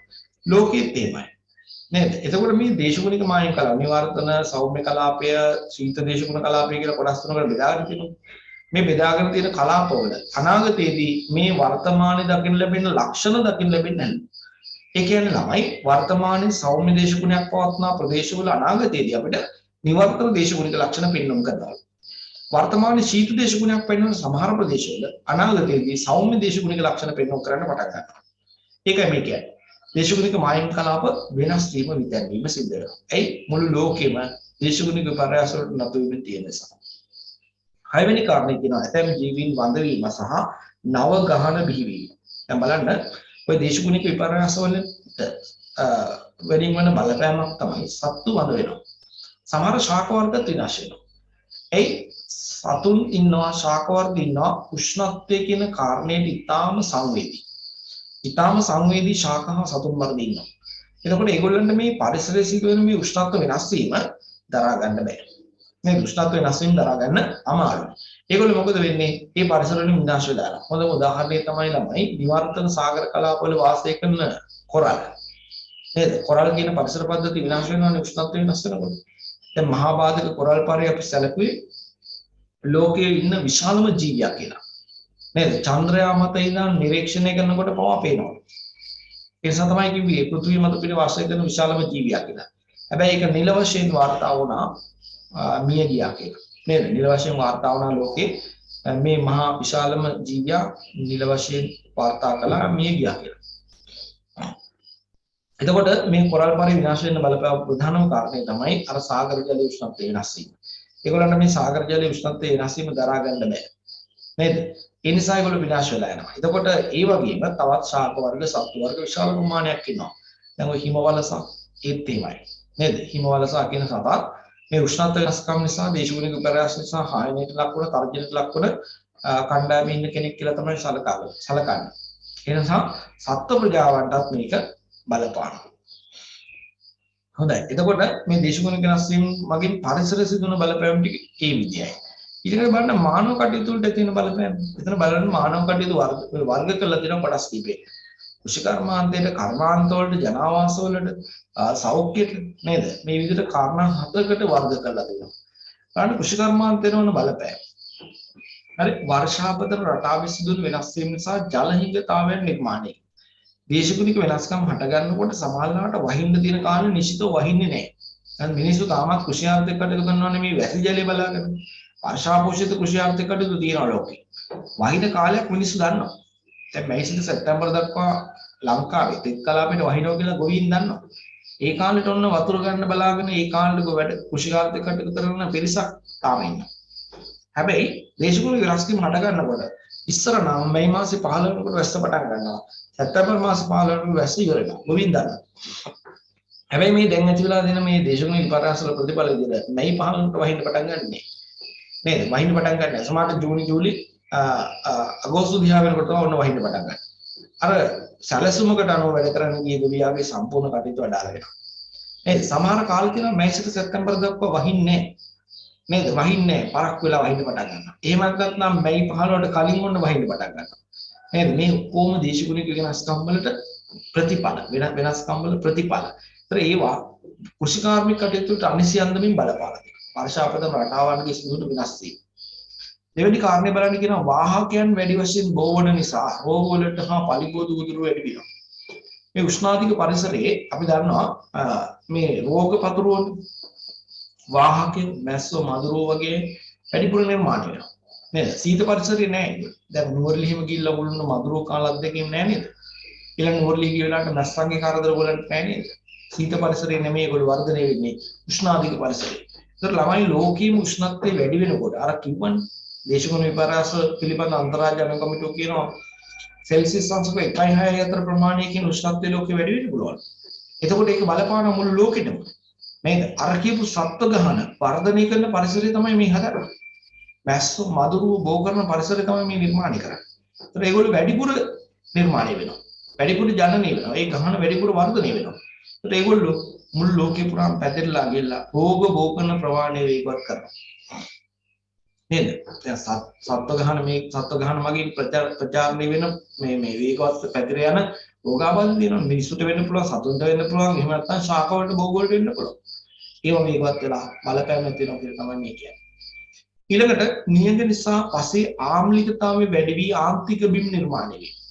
ඔතන ආම්ලිකතාවය විතරක්ම දාන්න එපා. ඔතන දාන්න ආම්ලික බව සහ ලවණීකරණය. දෙකම ගන්න. ඒ කාකපාදයක් දාලා ගන්න. නියඟ නිසා පසේ ආම්ලිකතාවය සහ ලවණීකරණය වැඩි වී. එතකොට වියලි පරිසර වලට වාර්ජලය සම්පාදනය කළා හරි වගා කටයුතු කරන මිනිස්සු බලනවා. එහෙම කරනකොට තමයි මේ ආම්ලීකරණය ලවණීකරණය වගේ ගැටලු නිර්මාණය වෙන්නේ. ඒ කියන්නේ පස්තට්ටු මත අනවශ්‍ය විදිහට අම්ල තැන්පත් වීම තමයි ආම්ලීකරණය. ඒ වගේම පස්තට්ටු මත අනවශ්‍ය විදිහට ලවණ තැන්පත් වීම තමයි අපි කියන්නේ ලවණීකරණය. මේ කියන ගැටලු දෙකම ඇති වෙනවා මේ උෂ්ණාධික පරිසරයේ කෘෂි ආර්ථික කටයුතු කිරීම සඳහා ජලය සම්පාදනය කරනවා. එයි අධික ලෙස උෂ්ණත්වය වැඩි පරිසරයේ වායු ජලය සම්පාදනය කළාම දිවා කාලයේ ලැබෙන දීප්තිමත් සූර්යාලෝකයෙන් මේ ඔක්කොම ටික වාෂ්ප වෙලා යනවා ජලය. හැබැයි ඒවැය තියෙන අම්ල වර්ග ලවණ වර්ග පස්සේ ඉතුරු වෙනවා. ඒකයි ඔය කියන කාරණේ නිර්මාණය. ඊළඟට භෝග අස්වැන්න වැරදි හදාගන්න භෝග අස්වැන්න අඩුවීම නිසා ගොවීන්ගේ ආර්ථිකය කඩා වැටෙනවා. නිසි කාලයට ජලය නොලැබුණාම පසේ අර වගේ පාංශු ගැටලු නිර්මාණය වුණාම භෝගවගාවෙන් අපේක්ෂා කරන අස්වැන්න ලබා ගන්න පුළුවන් කමක් නැති වෙනවා. ඒ නිසා ගොවීන්ගේ ආදායම් අඩු වෙලා ආර්ථිකය කඩා වැටීම සිදු වෙනවා කියලා මේ කියන්නේ. ස්වභාවික ආපදා තීව්‍ර වීම නිසා භෝගවගාවන් හා අස්වැන්න විනාශ වෙනවා. දැන් සුලිකුණාටු ගැන කතා කළානේ. නේද? නියඟය ගැන කතා කළානේ. ආන්තාරීකරණයේ පැතිරීම ගැන කතා කළානේ. මේව තමයි ස්වභාවික ආපදා කෘෂි භෝගවගාවන්ට බලපාන. ඒ වගේම අර සප්ත ගහන නිර්මාණය වෙනවා. මැස්සෝ මදුරුවෝ ඊළඟ කුමීන් නිර්මාණය වෙලා වැඩිපුර ඒ වගා බිම් වලට ආකර්ෂණය වෙනවා. ඒ ආකර්ෂණය වුණාම භෝග වගාවේ මනා වර්ධනයට වගේම සමහරවිට අස්වැන්න තිබුණොත් ඒවට හානිය ඇති කරනවා. ඒකත් කෘෂි කර්මාන්තයේ දේශගුණික පරාස මගින් නැති වෙන බලපෑම් වලදී අපිට කතා කරන්න පුළුවන්. ඊළඟට ආහාර සුරක්ෂිතභාවය පිළිබඳ ගැටලු නිර්මාණය. දැන් අස්වැන්න අඩු වෙනවා. භෝගවගාවේ ක්‍රියාකාරීත්වය අඩු වෙනවා නම් ලබන්න බලාපොරොත්තු වෙන අස්වැන්නේ ප්‍රමාණය අඩු වෙලා යනවා නම් අනිවාර්යෙන්ම ඉතින් මේ කතාවට යනවා. ආහාර අර්බුද ඇති වෙනවා. නේද? ආහාර අර්බුද ඇති වෙනවා. ඒ නිසා ආහාර සුරක්ෂිතතාවය පිළිබඳ ගැටලු ඇති වෙනවා. මොකද්ද මේ ආහාර සුරක්ෂිතතාවය කියන්නේ? කලින් කතා කරලා තියෙනවා. නේද? ජනසංඛ්‍යා පාඩමේදී ආහාර සුරක්ෂිතතාවය කියන්නේ මොකක්ද කියලා අපි කතා කරලා තියෙනවා. සෞඛ්‍ය ආරක්ෂිත පෝෂණ ගුණයෙන් යුක්ත ආහාර ඕනෑම පුද්ගලයෙකුට ඕනෑම කණ්ඩායමකට අවශ්‍ය අවස්ථාවකදී ලබා ගන්න තියෙන හැකියාව තමයි අපේ ආහාර සුරක්ෂිතතාවය කියලා කියන්නේ. ඒක නැති වෙනවා. ආහාර නිෂ්පාදනය අඩු වෙනකොට ඒක ස්වභාවිකවම අඩුවීමක් වෙනවා. එහෙනම් කෘෂි කර්මාන්තයේ දැඩි බලපෑම් ඇති වෙනවා. ඊළඟට කර්මාන්ත වලට වන බලපෑම. දේශගුණික පරාස පිළිබඳ ගෝලීය සම්මති වලට අත්සන් කිරීම නිසා ආකාර කර්මාන්තයේ පසුබෑමක් ඇති වෙලා තියෙනවා. දැන් හරිතාගාර වායු විමෝචනය කරන කඩු කරන්න කියලා රටවල් ගිහිල්ලා ලෝකයේ තියෙන සම්මුතිත් එක්ක ප්‍රඥාප්ති වලට අත්සන් කරනවා. අත්සන් කරාට පස්සේ මොකද වෙන්නේ? හරිතාගාර ආචරණයට බලපාන ඒ වායු නිෂ්පාදනය කරන සමහර අමුද්‍රව්‍ය විහාර ගන්න ආකාර කාර්මික කටයුතු වලට සීමා පැනවෙනවා. ඒවට තහංචි වැටෙනවා නේද? එහෙම බලපෑම් තියෙන ඒකට ආකාර කර්මාන්තය අඩපණ වීම වෙනවා. විකල්ප බල ශක්තියට යොමු වීම පරිසරයේ පිරිවැය අවම කිරීම කටයුතු කිරීම වැනි කටයුතු නිසා කර්මාන්තවල පිරිවැය වැඩි වෙලා නිෂ්පාදකීන්ගේ ලාභය අඩු වෙනවා. දැන් කියනවනේ හරිත කර්මාන්තකරණයට යන්න කියලා. නේද? පරිසරයට කාබන් විමෝචනය කරන එක පාලනය කරන්න කියනවා. එතකොට කර්මාන්තකරව උත්සාහ කරනවා කොහොම හරි කරලා තමන්ගේ කර්මාශාලාවේ පිට කරන කාබන් ඩයොක්සයිඩ් ප්‍රමාණය අවම කරන්න. එයා ඒකට මොන හරි විකල්ප ක්‍රම හදනවා. නිකම් බෑනේ කරන්නේ. නේද? මොන හරි දේවල් කරයි. සමහරවිට මෙයා වනවගාවට යොමු වෙයි. එතකොට වනවගාවට යොමු වෙන්න වෙන්නේ එයා ලබන ලාභයෙන් කොටසක් වියදම් කරනවා. අන්න ඒ නිසා තමයි මේ කියන්නේ පිරිවැය වැඩි වෙලා නිෂ්පාදකයාගේ ලාභය අඩු වෙනවා. ඊළඟට සමහරලාට මේ හරිතාගාර ආචරණ ක්‍රියාවලියට දායක වන විවිධ වායු වර්ග විවිධ දේවල් පරිසරයට මුදා හරි ඒව පාලනය කරන්න මෙයා කටයුතු කරනකොට එයාගේ පිරිවැය කොටසක් තමයි වටේදවා කරන්නේ. ඒ නිසා ලාභය අඩු වෙනවා. ස්වභාවික ව්‍යසනවලට ලක්වීම නිසා කර්මාන්ත හා නිෂ්පාදන විනාශ වීමට ලක්වීම එක හදා ගන්න ලක්වීම කියන එක ස්වභාවික ව්‍යසනයන්ට ලක් වෙනකොට ඒ කියන්නේ කර්මාන්ත වලට නියඟයට ගොදුරු වෙනකොට කර්මාන්ත වලටත් බලපෑම් ඇති වෙනවා. නේද? කර්මාන්ත අඩපණ වෙනවා ඒ විනාශ වෙලා ගිහලා නිෂ්පාදන ක්‍රියාවලිය මිද වැටෙන්න පුළුවන්. ඊළඟට නියඟේ වර්ෂාපතන හිඟවීම වැනි තත්ත්වයන් නිසා අවශ්‍ය පරිදි ජලය ලබා ගැනීම නොහැකි වේ. සමහර කර්මාන්ත කරනකොට ජලය අත්‍යවශ්‍යයි. නේද? දැන් යකඩාවානි කර්මාන්තය කරනකොට ජලය අවශ්‍යයි. තාපවත්වන උදුන් සිසිල් කරන්න ජලය අවශ්‍යයි. ඒ නිසා ඉදා ඉඳලම යකඩාවානි කම්මල් ලිදුනේ ජලය ගන්න පුළුවන් තැනක. එක්ක ගංගාවක් අහසන්නේ එහෙම නැත්නම් වෙරළාසන්නේ තමයි දියුනේ. හැබැයි වෙරළාසන්නේ දිවෙන නම් ප්‍රශ්නයක් නැහැ. ගංගාවක් අහසන්නේ දිවිච්ච යකඩාවානි කර්මාන්ත ශාලාවකට අවශ්‍ය ප්‍රමාණයට ජලය ගන්න බැරි වී සමහරට නියඟයක් ආවොත්. නේද? ගංගා ජල මට්ටම අඩු වෙනවා. සමහර ගංගා හිඳිලා යන්න පුළුවන්. එහෙම වුණොත් කර්මාන්තය සම්පූර්ණයෙන් අඩපණ වෙනවා. ඊළඟට මත්ස්‍ය බිත්තර විනාශ වීම නිසා දීවරස්සන වැඩි වෙනවා. අර සාගර ජලයේ උෂ්ණත්වය වැඩි වෙනවා කියන එක අපි එච්චරම බලපෑමක් ඇති වෙන කාරණයක් විදිහට නොදැක්කට ධර්ම බලපෑම ඇති කරනවා. නේද? භෝගවගාවේ කටයුතු මේ දීවර කර්මාන්තයේ කටයුතු වලට එක දැඩි බලපෑමක්. එයි මසුන්ගේ බිත්තර විනාශ වෙනවා මේ සාගර ජලයේ උෂ්ණත්වය වෙනස් වීම තුළ. ඒ වගේම ඒක එහෙම වෙනවා කියලා කියන්නේ ඉදිරියේදී නෙලා ගන්න දින අස්වැන්න මේ විනාශ වෙන්නේ. නේද? ඒ නිසා දීවර අසනු අඩු වෙන්න මේක හේතුවක් වෙන්න පුළුවන්. එහෙනම් ඔන්න අපි කතා කළා දේශගුණික වෙනස්කම් වලට ප්‍රතිඵල විදිහට ඇති වෙන බලපෑම් කාණ්ඩ එකක් සම්පූර්ණයෙන්ම ඉවර කළා. පරිසරයට මොන බලපෑම්, ඊළඟට මේ කතා කරමින් යන්නේ දේශගුණික වෙනස්කම් නිසා මානසික පරිසරයට සිදු වෙන බලපෑම්. ඒක ශේෂ්ත්‍ර දෙකකට බලපාන ආකාරය කියනවා. දැන් මෙදා පේපර් එකේ මේක අහලා තිබුණා. දේශගුණික වෙනස් වීමට බලපාන මානවජන්‍ය සාධක අහලා තිබුණා. ඊළඟට දේශගුණික වෙනස් වීම අවම කරන්න අරන් තියෙන ක්‍රියාමාර්ග අහලා තිබුණා. හරි, මේවා අහලා තිබුණා රචනා ප්‍රශ්නයකට. ලේසිම ප්‍රශ්නයක්. හැබැයි ඉතින් අපි දැක්කා උත්තර දීපු ළමයින්ගේ උත්තර වලින් 80%ක් 90ක් ඒවා සම්පූර්ණ හොඳ උත්තර නෙමෙයි. හොඳ උත්තර නෙමෙයි. මේ පාර ලියලා තියෙන පේපර්ස් අපිට හම්බෙච්ච ඒවා හැටියට මම දන්නේ. උත්තර අතින් ගත්තාම ගුණාත්මක භාවය ඉතාම පහළයි. ඒකට සාධාරණ හේතු තියෙනවා ඉතින්. අවුරුදු දෙකක්ම ඒ ළමයි ඉවල් වෙලා. නේද? ඇතිවෙච්ච කාරණා එක. ඊළඟට ඒ ළමයින්ට වාරි භාග එකටවත් ලියන්න බැරි වුණා. වාරි භාග එකටවත් ලියන්න බැරි වෙච්ච ළමයි තමයි ওই විභාගෙ ලියලා ඉන්නේ. එහෙමත් තිබුණා. ඒ ඔක්කොගෙන් බලපෑම අපිට පේනවා පේපර් බලනකොට. සමහර පේපර් වල තියෙන්නේ එක වාක්‍යයයි. පේපර් එකේ මේ උත්තර පත්‍රය ගත්තාම පිටු පොතක් ඉස්සෙල්ලා හම්බෙන්නේ. පිටු 8ක විතර එකක්. ඒකේ එක වාක්‍යයයි තියෙන්නේ. බලන්න දේවල් නැහැ. හරි? ඒව තියෙනවා. ඊළඟට දුක් කඳවනාවන් පිටු පිරෙන්න ලියලා තියෙනවා. අපිට ඔන්ලයින් ඉගෙනනවා, අපිට සිග්නල් තිබුණේ නැහැ, අපිට ඩේටා තිබුණේ නැහැ, අපිට ෆෝන් එකක් නැහැ. ඒ නිසා යන්න බැරුණා. අනේ සර් මොකක් හරි කරන්න නේද? C එකක් දෙන්න, S එකක් දෙන්න කොහොම අඳවනවා පේපර් වල කොලම් පිරෙන්න ලියලා. ඒවවල් අපිට ලකුණු දෙන්න බෑනේ. ළමයි ලියලා දෙන උත්තරේට දෙනවා මිසක්. එහෙම දුන්නොත් දක්ෂයාට අසාධාරණයි. එහෙම කරන්නේ නැහැ කීයටම. ළමයින්ගේ දුක් කඳවනා පේනවා. නමුත් කරන්න දෙයක් නැහැ. ඒකයි ඔයගොල්ලන්ට කියන්නේ මොන ප්‍රශ්නේ ආවත්, රටේ මොන තත්ත්වය ආවත්, කොරෝනා නෙමෙයි මොන තත්ත්වයට අනුව මේ ගැටලු බාධකාවක් යන්න තියෙන උපරිමයෙන් Tamanට පුළුවන් හැකි උපරිමන්ද මේ Tamanගේ වැඩේ කරගන්න. හැබැයි ළමයින්ට මම මේ දැක්ක දේ තමයි ඕගොල්ලන්ගේ අයටත් එහෙම උනන්දුවක් නැහැ. එහෙම උනන්දුවක් නැහැ. ඕගොල්ලෝ හිතා ඉන්නේ විභාගවලදී සාධාරණයක් කරයි කියලා. එහෙම කරන්නේ නැහැ. පේපර් බේසින් හදන්නේ නැහැ. ඕගොල්ලෝ දන්නවනේ යම් ප්‍රමාණයක් අපේ රටේ ඉන්නවා. ඔය කියන ඔක්කොම බාධක මැද හොඳට ඉගෙන ගන්න පිරිසක් ඉන්නවා. නේද? ඒ ආපු බාධකයේ ආශිර්වාදයක් කොට සලකලා ගෙවල් වලටලා සැපට සනීපෙට ඉගෙන ගන්න හොඳ ළමයි ඉන්නවා. ඒ ළමයිත් ඔයගොල්ලොත් එක ලියනවා. ඒතකොට ඒගොල්ලන්ට බාලට පේපර් එක අදලා දුන්නොත් ඒගොල්ලන්ට පොදේ. එහෙම කරන්නේ නැහැ. ඒ නිසා හොඳට මතක තියාගන්න උනන්දුවෙන් වැඩ කරන්න වෙනවා මොන බාධකේ ආවත්. හරි? ඔය ලියන ළමයි ටික, ලියලා ඉන්න ළමයි ටික එකම වාර විභාගයටවත් ලියලා නැහැ. වාර විභාගයටවත් ලියලා නැහැ. ඒ නිසා ඔයගොල්ලෝ හොඳට මතක තියාගන්න කොච්චර ඔයගොල්ලෝ දැනුමේ සන්නද්ධ වුණත් ඔයගොල්ලන්ට ඒක ලියා ගන්න බැහැ නම් ඒතරත් ප්‍රශ්නයක්. රිවිෂන් පන්ති වලදී අපි පේපර් ලියවන්නේ ওই නිසා. ලියවීමෙන් තමයි ඔයගොල්ලන්ට ලිවීමේ හැකියාව හදන්නේ. හැබැයි ඉතින් මේ රිවිෂන් පන්ති ගණන් ගන්න නැති උත්තර ලියන්න ඉන්නේ නැති පිරිසක් ඉන්නවා. ඒගොල්ලන්ට ඉතින් විභාගෙදී ලැබෙන ප්‍රතිඵලය අපිට දැම්මම කියන්න පුළුවන්. නේ දැම්මම කියන්න පුළුවන්. ඒ නිසා හැකියතාක් ප්‍රශ්නවලට උත්තර ලියන්න. ඒ ලිවීම තුළ ඒ කුසලතාවය ඇති කරගන්න ඔයගොල්ලන්ට යම් හොඳ තැනකට යන්න පුළුවන්. හරි? ඒ අවදානම් සහගත කණ්ඩායම වෙන්නේ ඔබ. ඇයි? මේ වර ලියන්න බැරි වෙච්ච 120ක පිරිසක් ඔබත් සමග සීට් වල වාඩි වෙනවා ඈ විභාග ශාලාවේ. ඒ අයියලත් අක්කලත් එක්ක ඔයගොල්ලන්ට තරගයක් දෙන්න වෙනවා. chance එක ඔබ ඒගොල්ලන්ට දෙනවද? ඔබ ගන්නවද කියන එක තීරණය කරන්න වෙයි. හොඳයි. එහෙමනම් අපි අදට මේ වැඩ කටයුතු මෙතනින් අවසන් කරමු. තවත් අවස්ථා කීපයක් අපිට කතා කරන්න තියෙනවා. ජනවාස වලට වන බලපෑම, ඊළඟට සෞඛ්‍යමය වශයෙන් වන බලපෑම, මෙන්න මේ කාරණේ. දේශගුණ විපර්යාස සාම කරන්න ගන්න පුළුවන් ක්‍රියාමාර්ග සහ ලංකාව ගත්ත ක්‍රියාමාර්ග තමයි කතා කරන්නේ.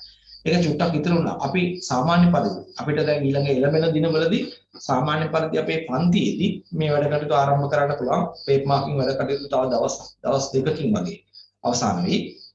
ඒ වෙනකොට මේ සෙනසුරාදා ඉඳලා සාමාන්‍ය විදිහට අපිට පන්ති කාමර තුල වැඩ කටයුතු කරගෙන යන අවස්ථාවක් තියෙනවා. එහෙනම් අද මේ කතා බහ කරපු දේවල් මෙතනින් අවසන් කරනවා. ඔබ සියලු දෙනාටම සුබ දවසක් වේවා. ආයුබෝවන්.